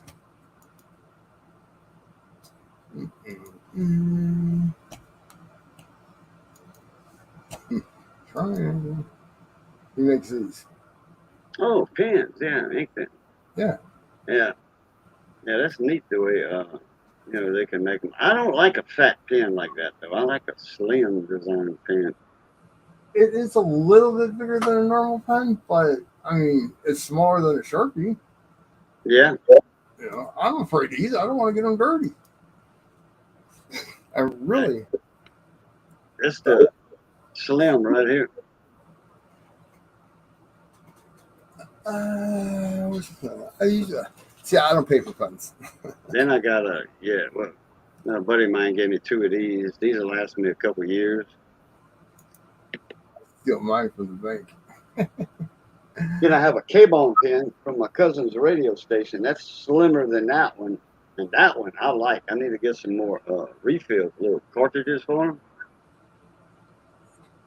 You can put refills in these wood pens. They're just medium tip. Oh yeah, I know that. Yeah, you can buy a box of them from Office Supply. Huh? Like these right here, I can find the refills for these in the Office Supply. If I like a pen, the way it feels and all that, I just go to my Office Supply here in town, and you can get a box of refills that go in here for a couple of dollars. I put 20 of them, I think. But if you really like this pen, you can probably get these pens for cheaper at Walmart for the I think the refills would be cheaper than the pen. Because I think these pens here, they were like 50 cents a piece. And if the refills are 20 cents, then I paid just to do a refill. Yeah, I haven't been to Walmart since COVID. Nope. I don't go to Walmart unless I got to. Well, they close at 10 o'clock at night. All these freaking stores that were open 24 hours, your Meijer, one of our Kroger's was open 24 hours. Walmart was open 24 hours. Now they're not. You know, why? It's like Meijer. Meijer, I don't know if you know stores, Fred Meyer's. Fred Meyer? Well, it's a grocery store. It's like a Walmart. It was like one of the first Walmarts, actually. They sell everything: clothes, groceries, freaking stereos, you name it, they sell it. Anyways, they had a pharmacy. Yeah, that's what it was. It was actually a pharmacy with all the other stuff in it, also. Okay. We had Fred's Pharmacy. Okay, and I think it's the same company or so as Fred Meyer because it looks the same. people say, yeah, because you can go in there to have groceries, clothes, shovels, cannon jars, all that stuff. And Barbecue, it, you it name was it. Fred's Pharmacy. It was Fred's Pharmacy. Then it was Fred's, and the main thing was the pharmacy. Yeah. Those But stores were but it was a big store. It was a huge store, open. They're like open a, 24 like a hours. small Walmart. Not anymore. Now, see, our Meyer is just about the same size as the Walmart. So, Okay. but I mean, there's a Meyer at 26 Mile Road in 94, and then there's a Meyer at 23 Mile Road in 94.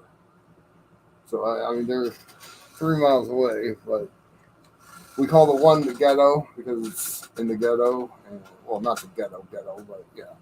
It's not south of 8 Mile. Let's just put it that way.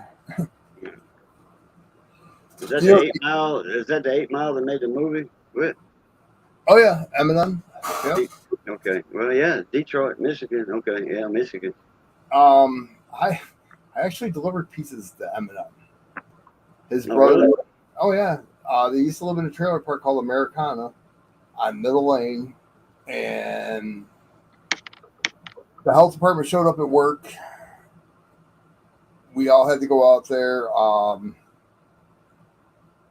The mom said that there was a pill in the Howie bread.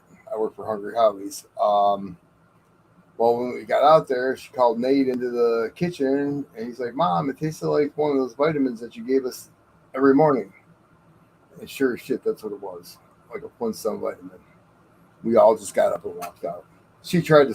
She's so money hungry. Her name's Debbie, and she sued Eminem. Well, she tried to, anyways, and because he wouldn't take care of her, and she felt that since she took care of him for 7 years of his life because he lived with his uncle the rest of the years, yeah, she was entitled to some of his money, and he said no. And I don't blame him. See, I got 3 of them. Plus, I'm getting the flag one tomorrow. Pretty stoked. Sweet. Yeah. But yeah, they were going to auction off like the skirting of his trailer and anything that they could get off the trailer. They wanted to auction it off to make money. Dr. Dre was out there. Macomb County Sheriff's Department shut it down. There were so many people in that trailer park, they had no control over it. And they shut it down and, put an end to it. They pulled the trailer out, and I don't know what happened to it after that. Damn. Yeah.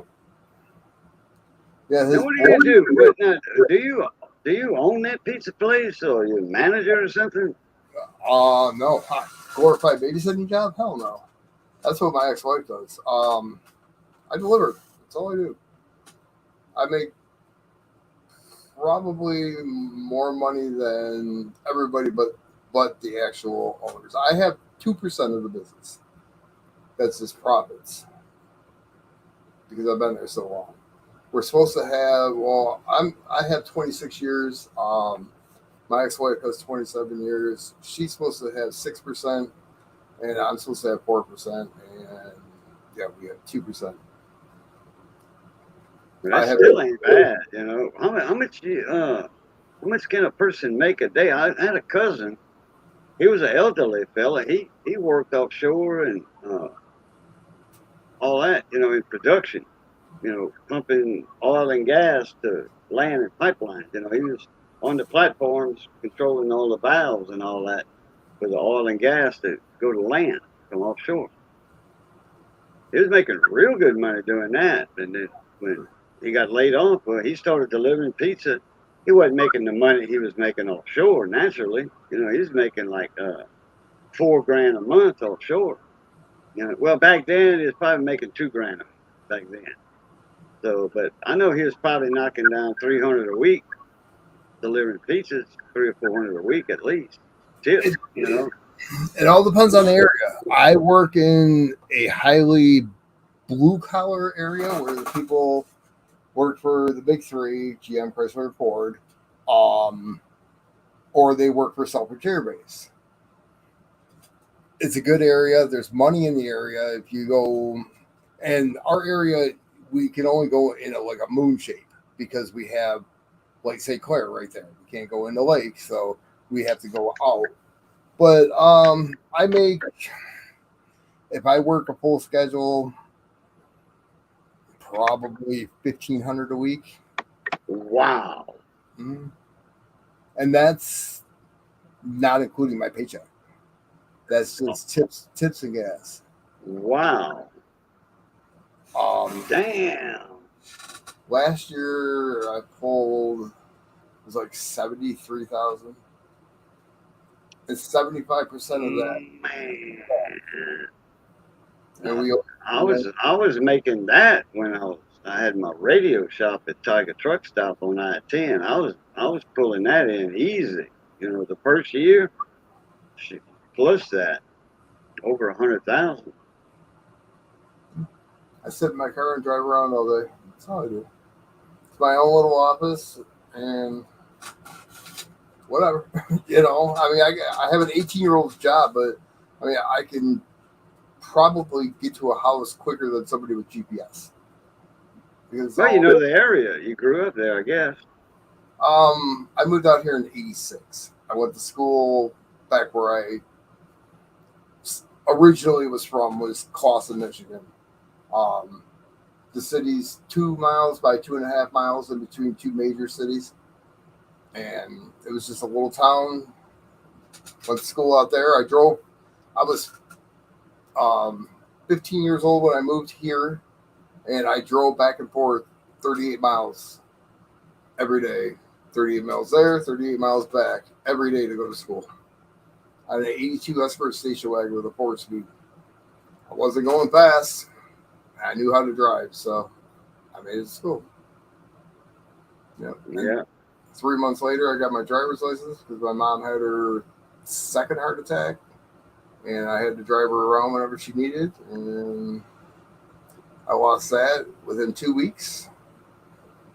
I got 32 points because I was drag racing, and I got caught drag racing 6 times. It's 5 points each, and then I ran a stop sign that was 2 points. I lost my driver's license suspended for 10 years, but I appealed it after 9, even though I drove in those 9 years. I mean, I had no option. I got my driver's license back, and I haven't lost it since. So, they didn't have a point system on licenses. You know, when I was young, they didn't have that. I wish. Oh man, yeah. The judge in Troy, he's like, you realize that you're the first 15-year-old to accumulate 32 points before you actually have your driver's license? I said, I have my driver's license. It's like, it's a temporary. You drive your mother where she needs to go, and it's a temporary. I'm like, well, it's still a driver's license, isn't it? Nope. I still drove. I had to go to school, and I had to go to work and drive my mom around, and that's what it is. I wasn't drag racing in the 82 Escort station wagon. Started off with a 77 Mustang Fastback with a 302 boss in it, 4-speed. Freaking car ripped. I was beating Bureau GTs straight out of the factory with this car. I mean, the fucking car was so fast. I took out second gear in this car, and I was going first to third and beating these cars. By the time my third gear wound up, I was like 2 car lengths ahead of them. And then when I hit fourth gear, I was just gone. They couldn't touch me. There used to be a girl on Gratiot. Don't get mad, Brown Sugar.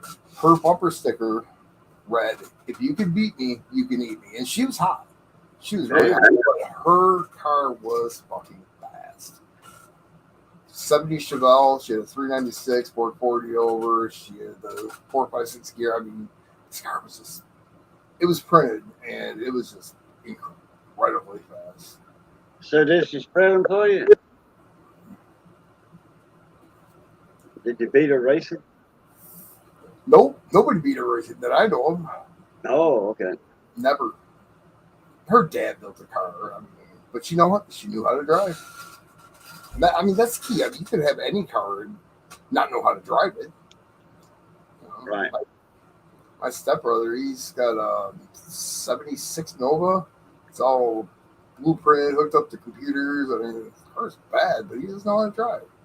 I mean, he does right? It's like Daytona and Talladega.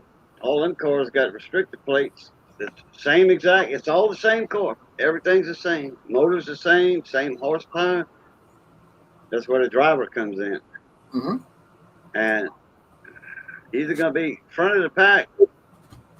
You want to be at Talladega and Daytona. You want to be at the front of the pack or in the back of the pack. You want to be caught up in the middle because the big one's coming. The wreck, they come. Talladega, that's Florida, right? No, that's Alabama. Daytona's Florida. Oh yeah. We got MIS in Michigan here. That MIS is a long freaking track. Mark Martin actually ran out of gas. That was the best. I think Talladega has the longest track. That's why they got restrictor plates, because you got that long stretch, and long stretches, and you can build up speed. But the restrictor plates, that's it slows them cars down, because you'll have more major accidents more than likely at that high rate of speed on them long stretches. But once you get if everybody's close in there, I mean 3 wide and jam packed, I mean they're that close to each other, you're gonna catch air, and if you can avoid that accident, all the better. But everybody's waiting for that big crash, and there was one crash I remember one time. This is years back, that took out, and I think they only had 4 drivers left in the race, but they was close to the finish. So it wasn't It wasn't like you was watching 4 drivers for 30 minutes. You're just watching 4 drivers for 2 laps. Yeah. I mean, those cars are still doing 200 plus miles an hour, though. I mean, yeah, that's fast, man. Turn a lot. That's freaking fast. He took down the videos of this damn car. That pissed me off. I'm gonna have to call him. Oh hell! I think I'm gonna jump out of here. Yeah, I want to show you this car real quick. Okay. Freaking something else. Let me show screen. He took down the video. And he had some kick-ass videos. That's the front of it. That's his big ass head. He's on the right. I don't know if you're seeing these or not, are you? Was that a Nova? Yeah, 76 Nova. It's all blueprinted. Meter. Oh, yeah. Sweet Nova there, boy. Those were a dime a dozen around my time where I was raised.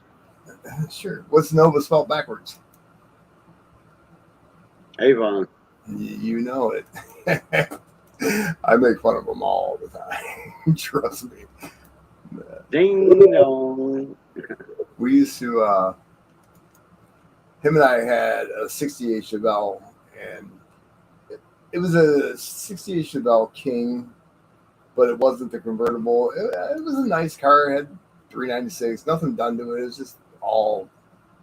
The 396 now, that's a Hoss. Motor, yeah. But the car was considered a King because it was the 68. If it was a 69, they would have called it the King Hoss or King something. I don't know. Chevy had a bunch of stupid names for bullshit. Did you know they came out with a new Hornet? I don't know who makes it, but it's like an SUV, and it looks sharp. I mean, I saw one the other day, and it was just crazy. And Is that a Chrysler product? It had 2 red lines on the grill. I have no clue. Dodge used to make a Hornet. Chrysler used to make a Hornet, if I'm not mistaken. I thought it was AMC. Okay, yeah. Well, all that went to Chrysler. Well, yeah, after all that kind of good shit. And Dodge. It's a Dodge Hornet. No shit. Oh, it is a Dodge. Okay, the new one. What was I gonna say? Huh. No kidding. I didn't even know it was a Dodge. It's sharp. They make it actually. I figured it was because the old Hornet. You see, AMC were kind of affiliated with Chrysler way back when. It was AMC was Chrysler, but before AMC, I think it was something at AMF or am I thinking of Harley Davidson? Yeah, Harley Davidson was bought out by AMF, and then Harley bought himself back. Okay. AMF also was. They made bowling balls and bowling equipment like the pin center, all that kind of shit. Same company. So, but AMC was tied into Chrysler somehow. The International Harvester. Yeah. They made a pickup truck. It was an AMC product, but where they sold tractors like Lanier International in my hometown, they sold pickups over there. International pickups. Really? Yeah. I know International. They have. They were built for farm. They were geared down for farm and farm work. I had a 1970, 71 or 72, I forgot. International truck, long bed, cargo, hauling a lot of stuff. Straight six, but that thing was geared down, man. I could pull a tractor out of a field with the plow down. International. They also make a bunch of tow trucks around here. Are Internationals. The gold. I'm going to share the screen. The gold one is the first one I saw, and I like that. That's a copper color. I like that. It's just not quite copper, not quite dark enough. But I seen Hornet right there. I'm like, what the fuck makes a Hornet? And I look at the front of the car and it's got the two red lines on it. I'm like, I have no idea. And this is see the two red lines right there? That's all on there. It didn't have any other markings of Chrysler. I had no clue on who made it. But sure as shit, it's Chrysler. Another company that had the government bail them out. Ford. Anyway, Ford, by the way, Maverick is a truck now. Yeah, it used to be a car. We were talking about that tonight in the Eddie Tech guys. Power Stroke Jude's live stream. Yup, I remember my dad's friend. He was a Royal cop. He would get parts through my dad, and this thing was just freaking blowing out of the hood. I mean, he just had so much money in it, and he only drove it in parades. That's all he did. He didn't take it to the track. He didn't wind it up. He didn't do shit except drive it in parades. My uncle Walter bought one, Maverick. He bought a 1970 Ford Maverick in late 1969. He paid $900 and almost $1,000 for it. Brand new, off from Bay City Ford. He had a straight six. They did offer it in a small V8. They did a 302 or 289 hypo. 289, I think. And I think they were making 289s and 70. They might have, but anyway, straight six, 3 on the tree, manual transmission. That's how no radio. This is a strip.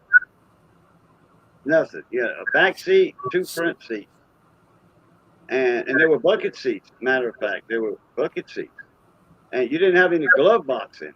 No glove box. You had a little shelf light, little tray. They had a hole in the dash right there where you put your insurance and registration and all, and owner's manual right there. That's all they had. No radio. They had an ashtray, but that was it. What about a center console? Like you said, it had bucket seats and did it have anything in between them? I want to say they had bucket seats in that thing. I want to say they had bucket seats in it for some reason. No, it was a strip car. It might have been bench seats. It might have been a bench seat. I still remember that guy's name. His name was Art Schomburg. Oh man, that car was just awesome.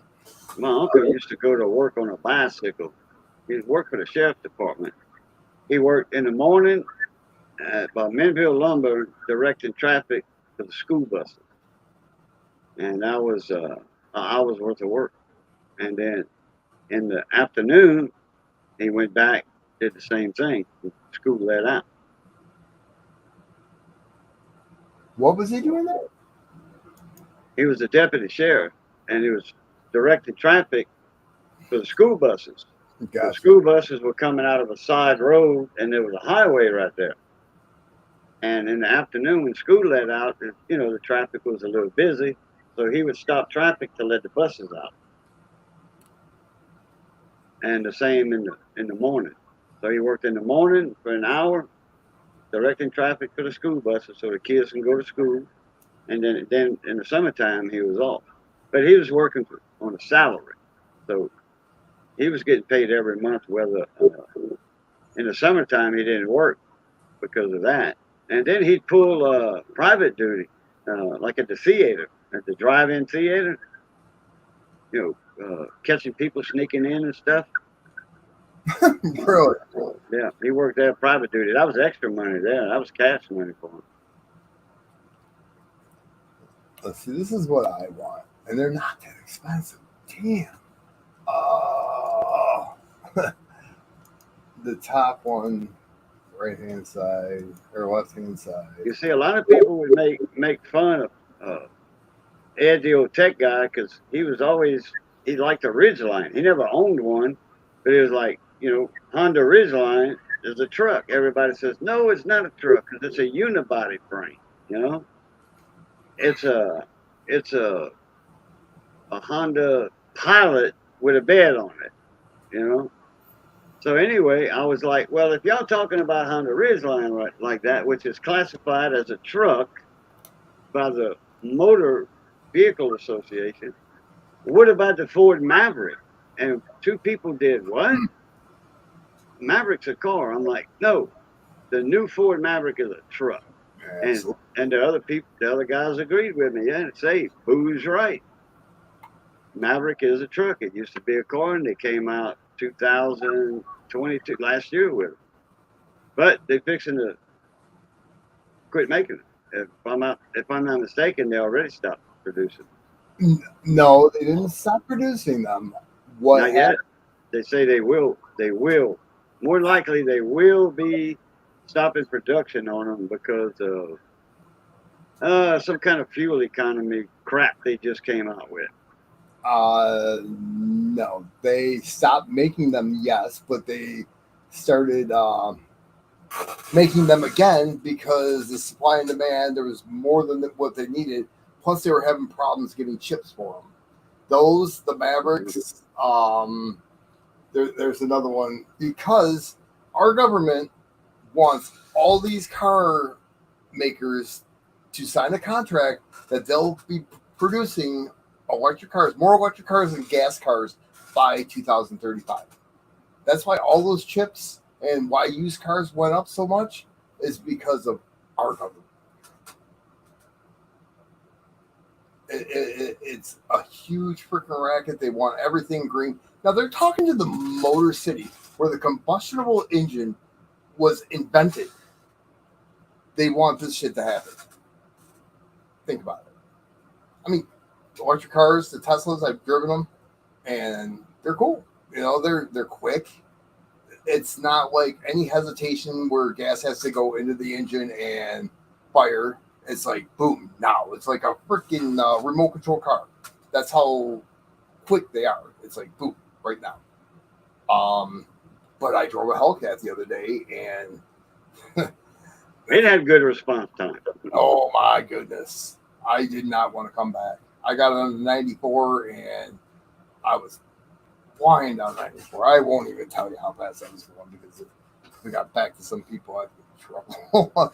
But yeah, that car was badass. If I had $80,000 to spend on a car, I would buy one of those. And I'm a Ford guy, but those things are fucking bad. Oh my goodness. For trucks and certain Chevys, I'm a Chevy guy. Mm. Ford, man, I would love to have a '79 short wheelbase Ford pickup. Right, '79. That was the last year of that body style. That's when they came out with that freaking square body.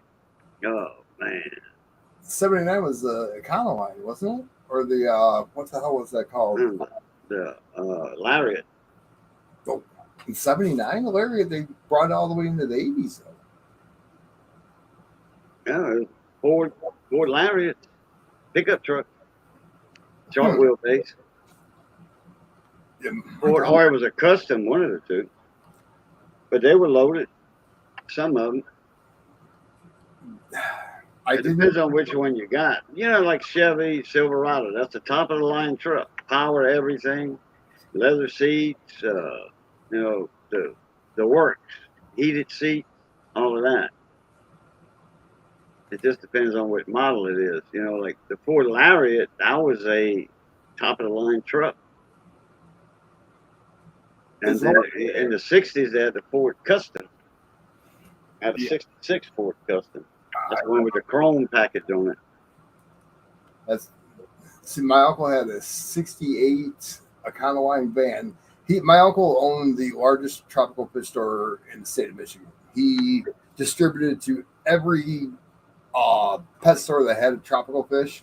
He distributed it to them. He was the man back in the '60s, '70s, and '80s. And we used to go down to the airport, and in this van, 3 on a tree. That's the same van I learned how to freaking drive in. It was all insulated, foam insulation. Took like, what the hell is that she called? It comes in a can. Anyways, and we great stuff. Yeah, great stuff. Yep. We drive down there, pick up the fish, bring them back. I mean, I'm talking 3 o'clock in the morning, picking them up, and I'm 9, 10 with my dad, freaking going down there, picking up the fish, acclimating them into the tanks, and release them. I mean, I think I learned not to sleep when I was younger. Yeah. It was instilled in you at a early age. Right. See, that's nice. I like the '71 Charger. I want a Ranch Arrow. I want a Ranch Arrow or a Falcon. The Ranch Arrow just because of my dad. That was like his favorite car, but I love the '65 Falcon. Love it. 65 F100. Wow. Oh, I'm not even sharing the screen. Jesus. there was an F100 that was just 65. Right there. That was a '66 to the right, I think. The white and blue one? This one? That one. 65 or 66? 65, okay. Good. Train light. There's the AMC right there. Yeah, that's right. The Grand National. The '86 was the only one that you could change the chip, and it gave it another 200 horsepower. That car was a bad car. The Buick Grand National.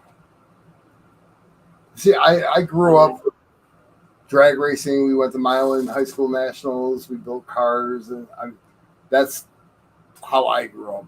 Was at a drag strip. A lot of people. Oh, well, we're going to go racing. Okay, what are you going to go racing? Bet your car parts were cheap where you was brought up. Depending on what kind of car you were working on. Chevys, yes. Ford, not so much. Chrysler, you really didn't have to work on a Chrysler, to be honest with you.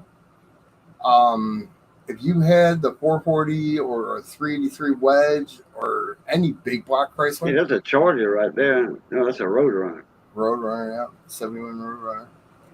They ran forever. Those big block Chryslers just ran so freaking hard. We had a 70 Cuda that had the 383 Wedge in it, and that car ripped. I love that. The 55 Chevy, I would rather have the 55 Chevy over a 57. What is that, a 63? That's a Biscayne. Wow. This right here? Yeah, that's a 63 Biscayne. I've never heard of it. Yeah. There it is right there with a 409 and a 4-speed. It's kind of like the Biscaynes and they had the 63 Impalas too. That's what the front end was like an Or the Impala. 64 Impala, whatever. Looks short. That was like the Impala right there. That was the sports model. You see, it's a 2-door. Yep. That little car right there, man. You put some nice rims on that, and you can dress that car up. 409 big block in it. For God's sakes. Yeah. That's crazy. I mean, that's a big motor for a little car. Because it's not really that big. It's a little bit longer than a Falcon. Like a Torino, maybe. See, that's another car I love, too. It's a Torino. Well, yeah, Torino is Ford.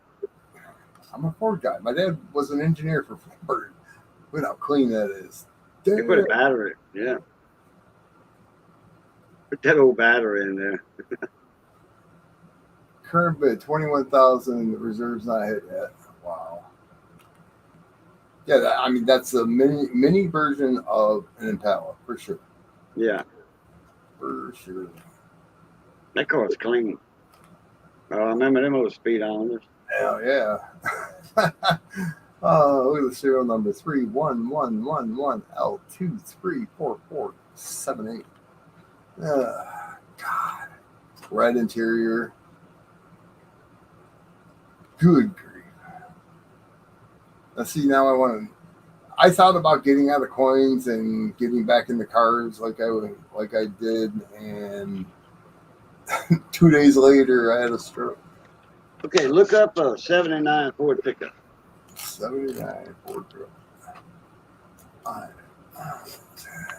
See, it's going to be like a F-150.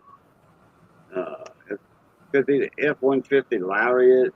I don't think they had the customs in 79. I think they quit making that like 69 or something. They made a Falcon in 79? No. Yeah, they did. It was like the Zephyr. That's what it was. 79, F-150, 250. Yeah, 150. I wouldn't mind a 250 though. You know, either one. I wouldn't mind it. 79 Ford pickup short wheelbase. Now I'm pretty sure you can't find a short wheelbase 3/4 ton. It would probably be a long bed. What do you mean by short wheelbase? Short bed. Oh, okay. I got you. The 79 Ford, that's the same thing as Bigfoot. It sure is. Okay. You know Bigfoot, the monster truck? Yeah. Back in the day, Bigfoot against USA 1, yada, yada, yada. I went to all those damn things. Gravedigger. Gravedigger wasn't even around when I was going to it. That's how long ago. My dad used to get tickets all the time. See, there's your short bed right there. That's nice. Where's it at? Oh, am I sharing it or no? You on Google? Oh, Jesus. No? Yeah, yeah, there you go. That blue one's short bed. That one's a short bed. That's a long bed. That's a nice truck too. Damn. Okay, now what are those? Are those Lariats, or does it give any details on the package? On the custom package? Because the Lariats, they were loaded. Which one? Pick a color. What color you want me to click on, and I'll click on it and see what it says. Yeah, blue and white one to the left. Blue and white. This one? Yeah, that one. How you been doing, Muscle Shout? Damn, 20 grand. Is that a 4-wheel drive? Kind of looks like it. It's from Boise, Idaho. Don't think it's snow in Idaho. I don't know anything about it. Manual transmission. 123,000. No, that's got to be wrong. They just put a number in. 1, 2, 3, 4, 5, 6. No, I don't think so. Excellent condition. Doesn't say what motor's in it. Yeah, 4x4, 4-speed. Truck runs great. 351 with 4-speed and 4-wheel drive.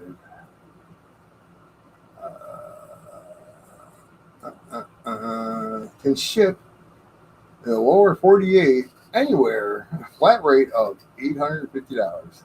Fuck that! I'm picking it up and driving it home. Yeah. You Yeah. know, You can spend that $8.50 on gas and stop at a few good restaurants and eat something. right? See that? A friend of mine has a Nomad for sale, 74 F250. That's a bad truck.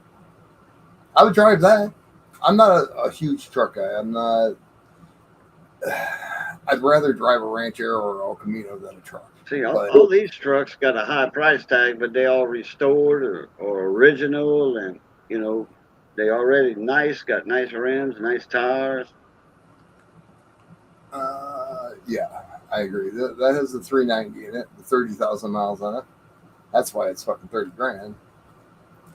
Mileage is huge on these older vehicles. I would not buy a truck from up north unless it's been climate controlled or garage kept in the wintertime. How far north are you going? Well, like Indiana, New York, where they salt the roads. Yeah, so you don't want a car from Michigan, that's for sure. My car is actually from Texas. Good dry state, most of it anyway. Where? Texas? Yeah. Yeah. You're San Antonio, Austin and all that. It's all arid. It's desert. So it's not a lot of humidity over there.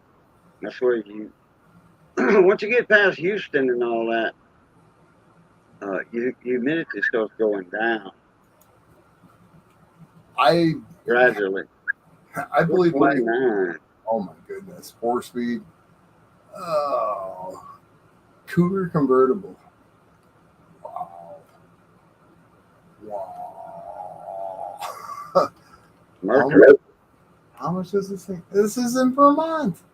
And it's like that. It's got to be kept in a barn. 25 grand. Wow. Had to be kept in a barn or a garage off the ground. In Vermont? Jesus. Oh, look at that. I mean, that's just sick. CJ 429. You don't see that very often anymore. Oh, freaking hell. Oh, there's this YouTube video. I forget the name of the channel, but it was the channel is some kind of wash and wax detail product, and they took this 79 Ford, brand new. I think it was a 3/4 ton, 4-wheel drive, and the guy bought it, and he had to bring his daughter to college or something. I forget the story exact word for word, but it's something like that. Or to work. Had to bring her to work because there's snow. And there was a lot of snow. So when he got back, he wrenched off the truck,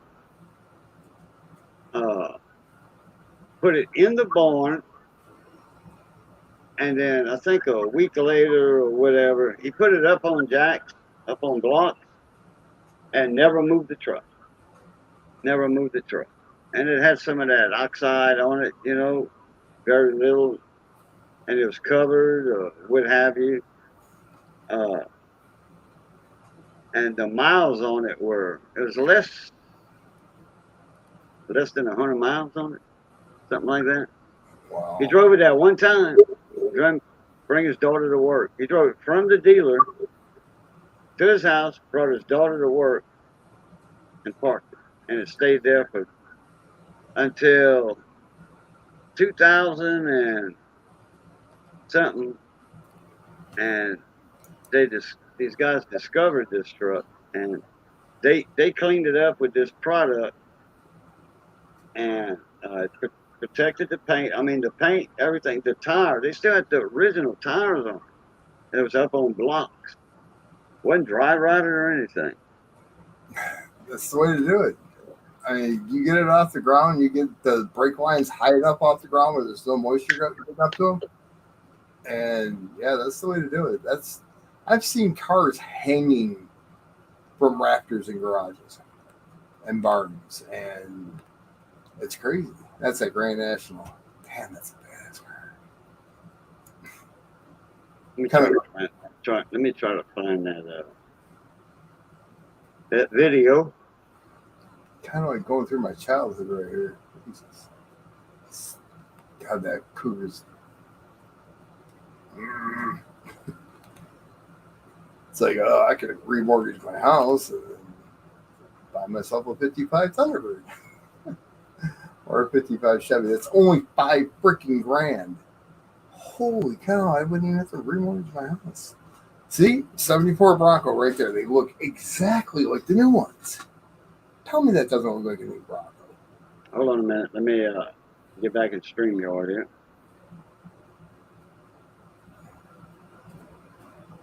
'74 Bronco.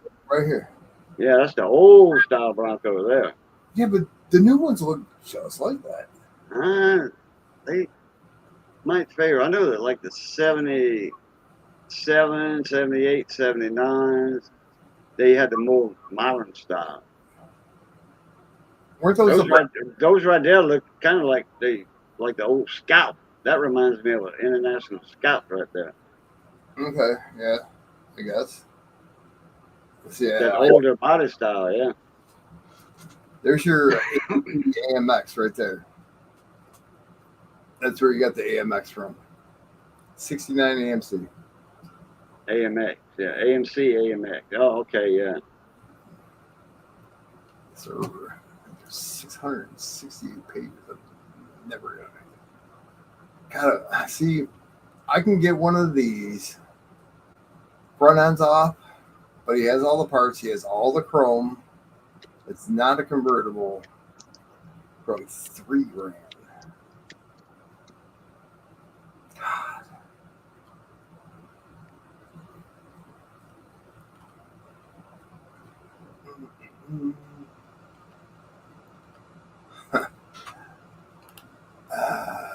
My grandpa had one of these, but it was a lot better condition. $42,000 asking price for this thing. The country sedan. Good grief. 139 miles, that truck. Ammo, New York City. That's the Ammo NYC.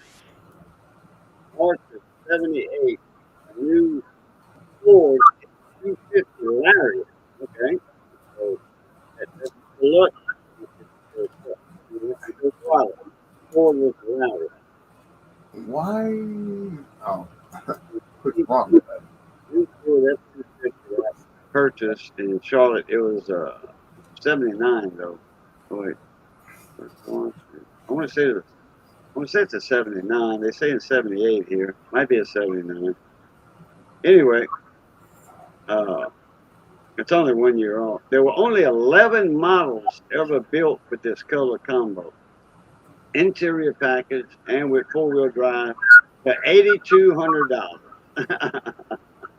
$8,200 for that 4-wheel drive, 3/4 ton. I'm gonna share the link right here. Bought it, right? Well, this guy bought that truck brand new. That's the story right here. 8,500. $8,200 for $40. Oh, Jesus. Why can't I? There's your International Scout right there. 1980. Yeah, it's a 78, but it had the 79 front end with the square headlights. See, that does not look like the Bronco. They made the 78 in the square headlight version. Are you talking about the Scout? No, I'm talking about the Ford 1979 Ford truck. Oh, well, there's an International Scout right there on the screen, the yellow one on the bottom. Yeah, I'm looking at this video. I found that truck I was talking about. 139 miles on it. Are you going to share the video? Yeah. Well, I was waiting on you. Okay. Well, it's the heavy Chevy right there. 72 Chevelle. Well, you know what? I'm just gonna go ahead and share the link.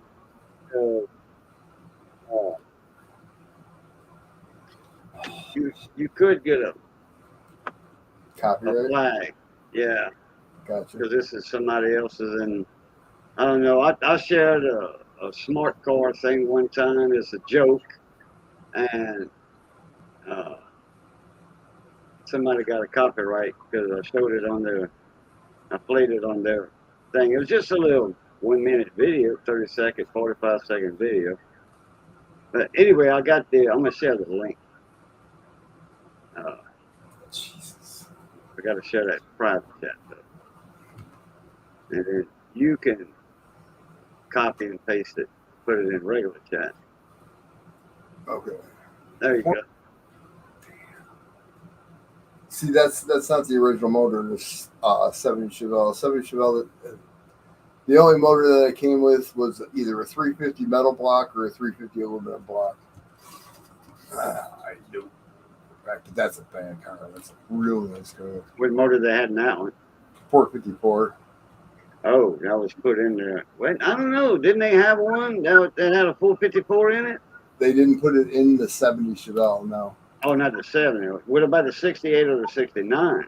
68 had the 396 that came original stock, and the 71 and the 72 both came with the 454. Okay, all right. Yeah, I knew one of them had the, there was a year or 2 year model that had the 454 in the Chevelle. That was the SS's, heavy duty SS. these are. Damn. Yeah. God, I love that car. I would get strangled if I spent 50 grand on a car.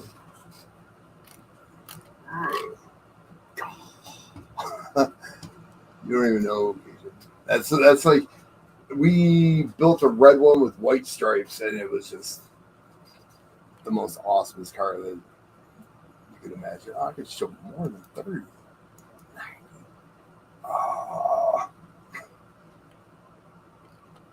Don't tell me I went to the beginning again. 57 Bel Air. See, everybody likes the Bel Air, and the 57 because they like the fins on it. I'm not a fan. I'll tell you another Ford truck I like is a 66 Ford. They came with a 352 in it, 352 engine. That was the precursor to the 351. And 3 on the tree. And they offered air conditioning in that model because I had an air conditioner in mine. 352. Why not? I remember the 312. I don't remember a 352. Yeah, in the 60s they had it. But like I said, it's a precursor to the 351. But in the 70s, they ran the 351 modified 400. Right. The Cleveland. No. There was a Windsor, Cleveland. Yeah, there was a Windsor and, a 351 Windsor. Okay. Small block. Stock engine. Small block. Yep. 351 modified 400. 351 Cleveland. It's a modified 400. No, it's a 351 block with 400 heads on it. Two different motors. The Cleveland and the modified 400 were two different motors. The Cleveland was a big block. There was a Windsor that was a small block, short block. The Cleveland was a big block, and then you had the 351 modified 400, which you're right, it had the 400 heads on it, but it also had the 400 valves, where the correct was just the 351 with big block heads on it. Same block, identical blocks, but Ford has three 351s. Windsor, Cleveland, modified 400. Yeah. I agree totally. Then you put the C6 trans in, and you just go rip it around. I had a 75 Torino. We cut the brake line on the passenger back wheel so we can burn the tires off. Yeah, that was fun. Till the brakes went out and I almost killed myself. But yeah. The good old days. Young and dumb. A Ford car I had, that was 40, 40 type car. It was a Ford LTD 2. LTD coupe. LTD 2. 2. Roman numeral 2. What year was this? Let's see, I bought it in 91. So it was 84, 80, 84, I want to say. Was it like the Somewhere in that area. And okay, that car came with the Fox body.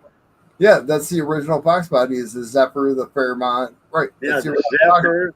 No, the Fairmont looked just like the LTD 2. A lot of people get those mistaken. The Fairmont didn't have the Fox body. The Zephyr, the Zephyr, and the Ford LTD 2 had the Fox body. The Mustang Fox body. The Fairmont didn't have the Fox body, but the Fairmont looks just like the Ford LTD 2. That's a lot of people get them confused. But the Mustang was not the first Fox body. It was the Zephyr. I thought the LTD had it, but I could be wrong. Mm-hmm. That was the LTD 2. And the LTD 2 was used as cop cars. In your bigger cities, you can see a lot of cop movies, movies with, cops and detectives and stuff. Those are unmarked cars, the unmarked cars for the detectives. And they were LTD 2. That's, yeah, well. They had the big V6 in them. That's what I had, the big V6. I had the police package. They also came with the straight six, the 225 straight six, right? Yeah, I had the V6 in mine. That 300 straight six that Ford produced, you couldn't kill that thing. Yeah, they had a lot of those in 3/4 ton Fords. Yep. Pickup, 3/4 ton. My uncle had one. Not my Uncle Walter with the Ford Maverick, my Uncle Lovelace, the one that had the radio and TV shop. Abbeville Radio and Record. They sold TV, stereo, radios, antennas, rotors for antennas, the record shop, and in the back was the electronic shop where he fixed everything. Remember the bullwhip antennas for CB radios that were like 8 feet tall and they barely made it underneath the like stoplights in the city? My grandpa was huge into CBs. That's a stainless steel whip you're talking about, and it's 9 foot. Is it 9 foot? Yeah, that's a quarter wave antenna. It's a natural quarter wave antenna. You didn't need a coil on it or anything. You just needed something to reflect the signal off of it.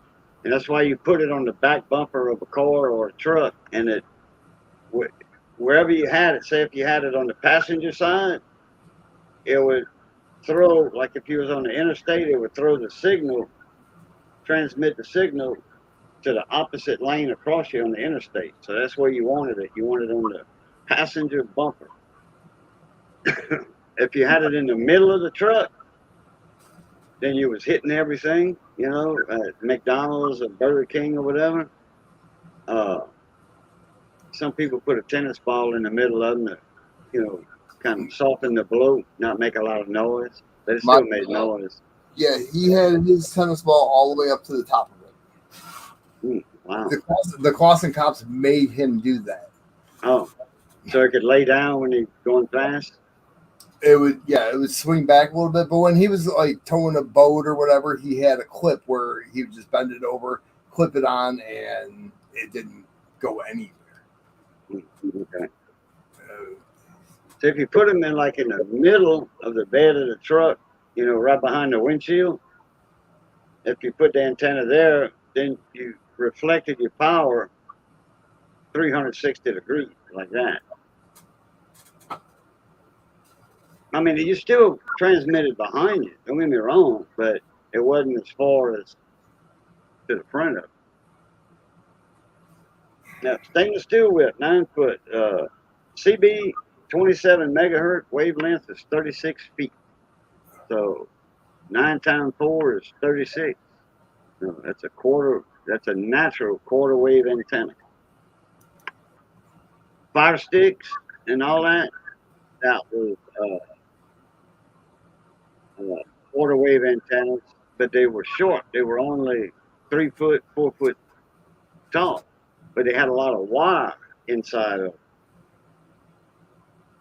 And that wire was more than 9 foot altogether, but that was acting as a coil, as an inductor. So you was putting out a quarter. It was a quarter wave antenna, but it wasn't efficient as a stainless steel whip. Now, see, what we had on our car, it was a radio antenna and a CB antenna. Yeah, I remember those. Those were a tri-band antenna because you had your AM, you had your FM, and then you had your CB band. So it wasn't that efficient for a CB. It worked great for AM and FM music radio, but it wasn't worth a crap for CB. Well, in the little town that we were in, and my dad was a Clausen fireman, so yeah, it worked out good, I guess. But I mean, we never had any problems. But my grandpa had freaking, I don't know, the top of his house looked like a radio station, for God's sakes. He was heavy into CBs, lights, and all kinds of freaking. I can't remember the home base. What it was called. If I hear the name of what it was, we're talking late 70s. I got a question for you. When he keyed it up, did it make this special sound like no, like that? His beat. It went beep beep. His Eagle mic did. I remember the home one. Okay, well that's a Browning Golden Eagle base station it had then. That's what I was getting at. The Eagles did that. When you keyed up, it had the Browning beat, they call it. But when you waved, it was a separate transmitter and receiver. Okay, when you waved that lollipop mic, that Eagle microphone, Golden Eagle mic, in front of the receiver, it made that shrill noise like that, and that was the Browning signature sound. Okay. But it did have the Browning beat when you keyed up. Everybody knew you had a Browning. It was called a Browning ping, but they called it the Browning beat because of the two B's, Browning and beat. See, I was 8, 9, 10 years old at this time. I had a registered CB name. My brother did. My grandpa was Perch Eye. I was Yo-Yo. My brother was Super Squirrel. And they were all registered with the FCC, and my grandpa made it all legit. And nobody went on with it because we all got cell phones. And I don't even know. FCC stopped licensing in I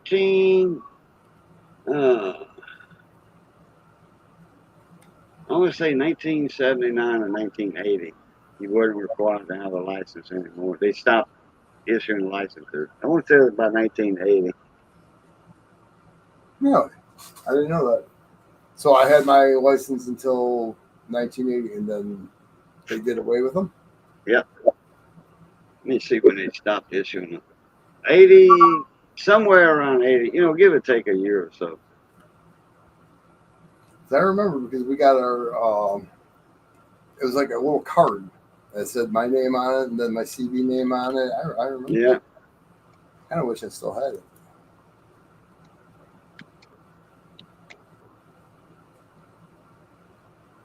I have not seen one ranchero. I've seen 10 El Caminos, but not one ranchero.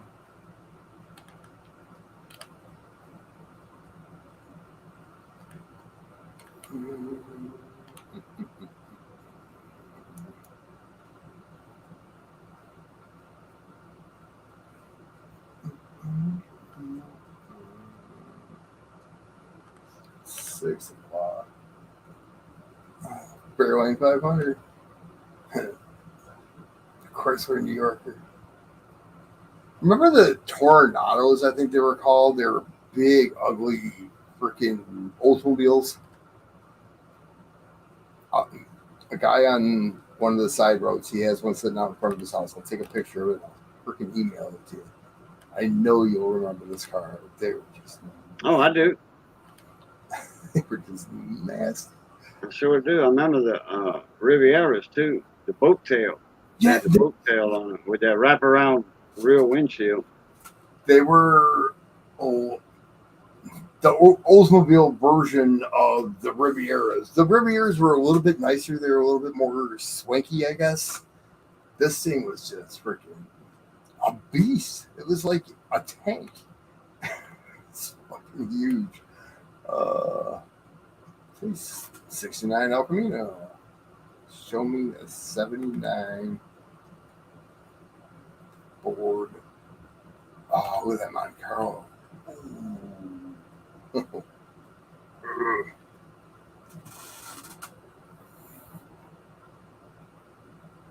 79 GT. Rancher. That's all I'm looking for. I want to see how much they are.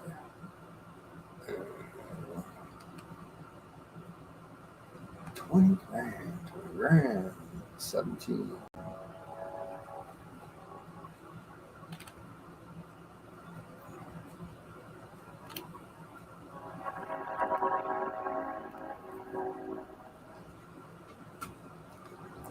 I'm thinking about borrowing that Hellcat to go down to Cincinnati. Really considering it. Man. Yeah, I just going through Ohio, man. Ohio sucks. You'll be going into fast lane.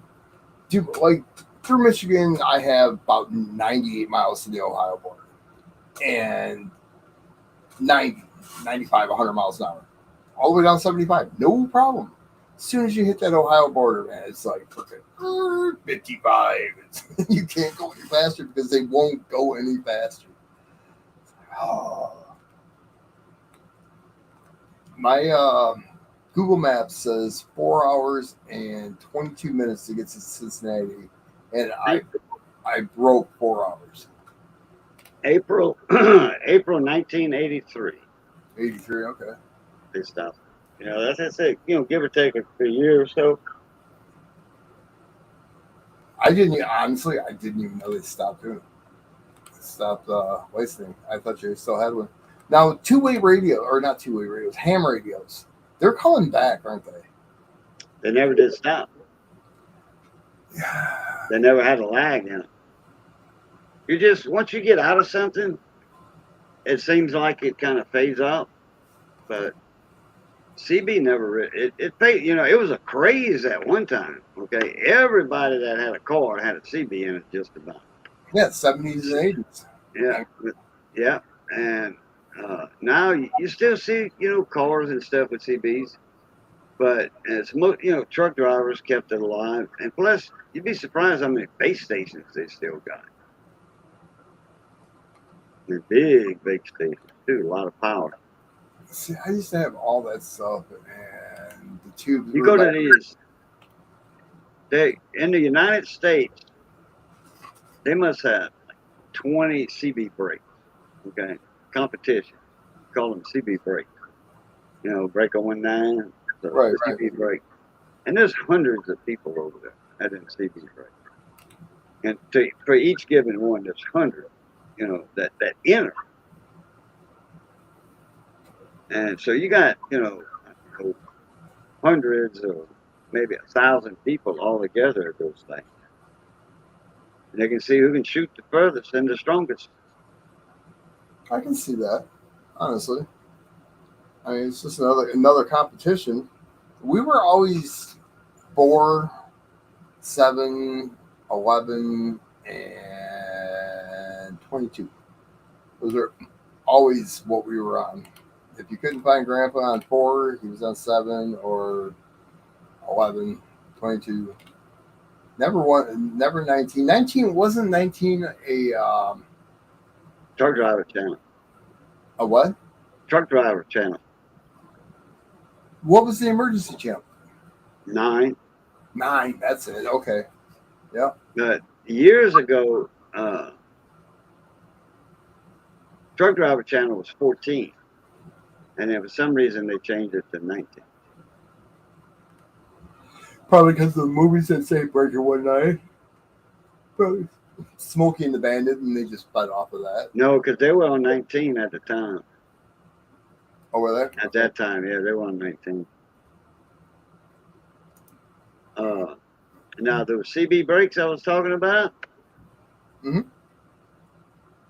those things there, they in big Suburbans and vans. They're not going to be in a regular pickup truck, or regular car. They're going to be in something big where they can have a big engine because they have 4 to 6 Leeseville alternators on, like 300 amp, 400 amp alternators, and hot rodded engines to push those alternators because they got 20, 30,000 watts coming out of these long base stations in town that they have rigged up on their vehicles. So they put them together over there. Those things are shooting flames out of the antenna. So they're using a base station out of their van. They're not using a regular car CB radio? They're using a regular CB radio. A base station is a regular CB radio with a built-in power supply. That's all that is. But they have amplifiers.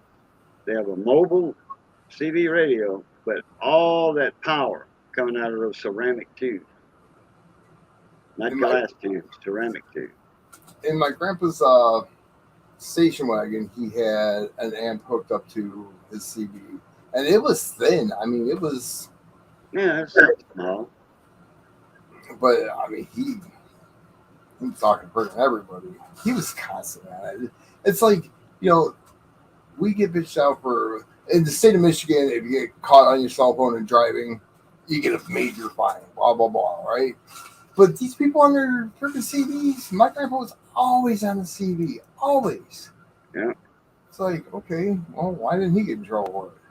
Certain towns you go to, man, go to certain channels, you scan the band, you hear conversations all the time. Certain cities, certain towns. And you can pick up CBs through a phone, too. Well, yeah, they had linears. That's why. A cordless phone. A friend of my mother's actually, overheard a conversation where there was garbage bags full of marijuana. Well, they went over to investigate and found the garbage bags.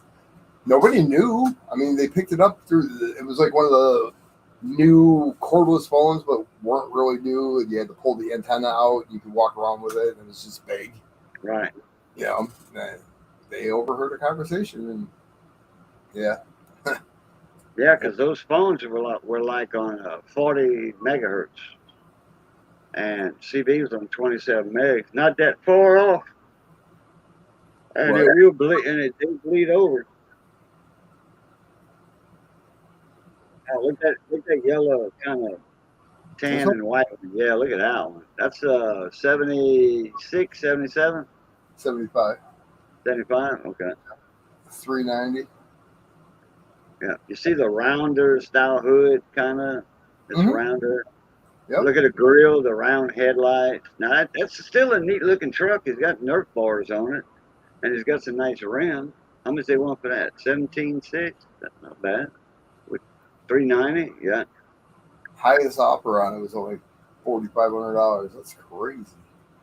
390, 10 cloth interior, 114 on the odometer. There's 71 on the motor itself. That's a nice truck. I don't like the mirrors. I don't. You don't like West Coast mirrors? If I was told, yes. Yeah, I used to have those. Those are made for campers. I had those West Coast, but I had a heavy half. That's why I had a 5/8 ton, 79. 68 Ford, 68, 69, 69, 68 Ford. It had a straight 6 in it. It wasn't a 300 though. It was a 240. and I put a 302 in it. Man, that thing boots scoot boogie. The 302s But produce I had the heavy half, and it was meant for a camper to go in the back. You know, the, the wide campers that sat in the bed, not a camper shell, the camper itself Yeah, I sat know. in the bed, and it would squat the back end of a regular truck. With these had the extra leaf spring and heavy duty shock. And it would even out. I know exactly what you're talking about. Mhm. It's stuck over the back rail of like the bed, probably 6 inches on each side, and you slide in the back of the truck. But it was a camper. It was like a whole. I remember that. Yeah, you put the tailgate down. You just open the door in the back of it. You had steps to go in it. You had open the door. You walked in it. You stood up in it. Well, that's phenomenal. That's crazy. Oh yeah. I remember that shit. 79 had that style speedometer also. I had the West Coast mirrors on mine. See, towing a boat, like if we use Grandpa's station wagon, he had the mirrors that connected to the front fenders. Like you put them way up. I know what you're talking about. Those, you see those cars, they used to pull campers. Way back then, you put trailer hitches on cars. And cars used to pull campers, not trucks. Trucks are made for businesses and stuff and hauling stuff all the time. Mostly People didn't own a truck. They just owned a car and pulled the campers with the car. Yep. And that's what my grandfather did. Towed a camper, towed a boat. Almost every weekend we were out on the lake. Well, it was an hour ago I said I'm going to jump out of here. Right. And then we started talking about cars. Yeah, that's when you showed me that picture of that Nova. I'm like, oh, yeah. I got to save this website.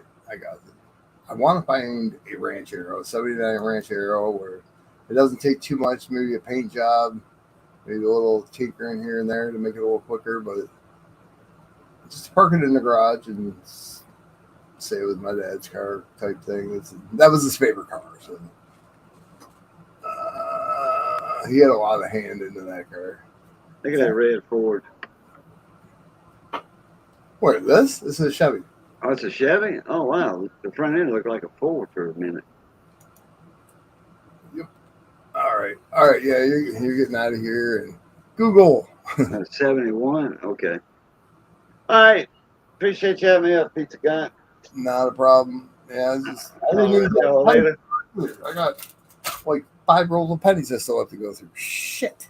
Because I take the zinc pennies to the Coinstar. I mean, yeah, oh yeah. Losing $3 out of a box of pennies doesn't really bother me, and it gets them out of my hair. I keep all the copper. I got water jugs that, yeah. Yeah, weigh 150 pounds. We had a 5-gallon water jug, and it was probably a little over half. And Cherie was trying to bench press it, and it was ugly. It was bad. I have a video of it. I could really put it up. Okay. All right. She'd probably get mad at me. So. Oh yeah, send it to my email. Right, I will. It's on my phone. I gotta send it to you. It's funny because her mom calls her derelict, and she was trying to think of a different word, and she called her a derelict. And it's like, oh my gosh, she's trying to call her a tomboy or something, and that came out. Right? Yeah, her mom was. All right. I'll catch y'all later. Yeah, well, I don't know. I'll be somewhere. Everybody in the chat, if y'all still there, y'all have a good one. All right. As always, love, peace, and crackling grease. Catch y'all later. And I'm gonna miss Ida's live stream this morning. Oh well, I was there. I was there yesterday morning, so that's all right. Hour away. All right. I'll let y'all later, buddy. All right, take it easy. Have a good night, Muscle Shell, Brown Sugar, Conzi, if you're still here. There's only 2 left, so it's probably just me and whoever pops up in chat next.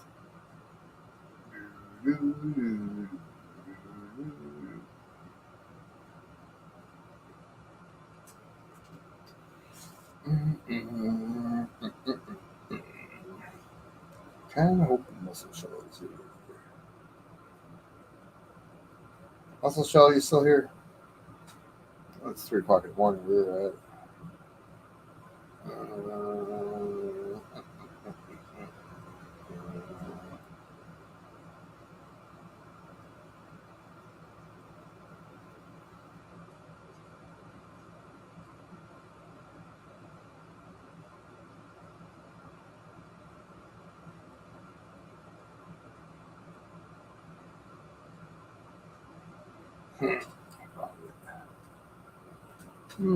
Apparently not. All right, I'm out of here. Have a good night, everybody.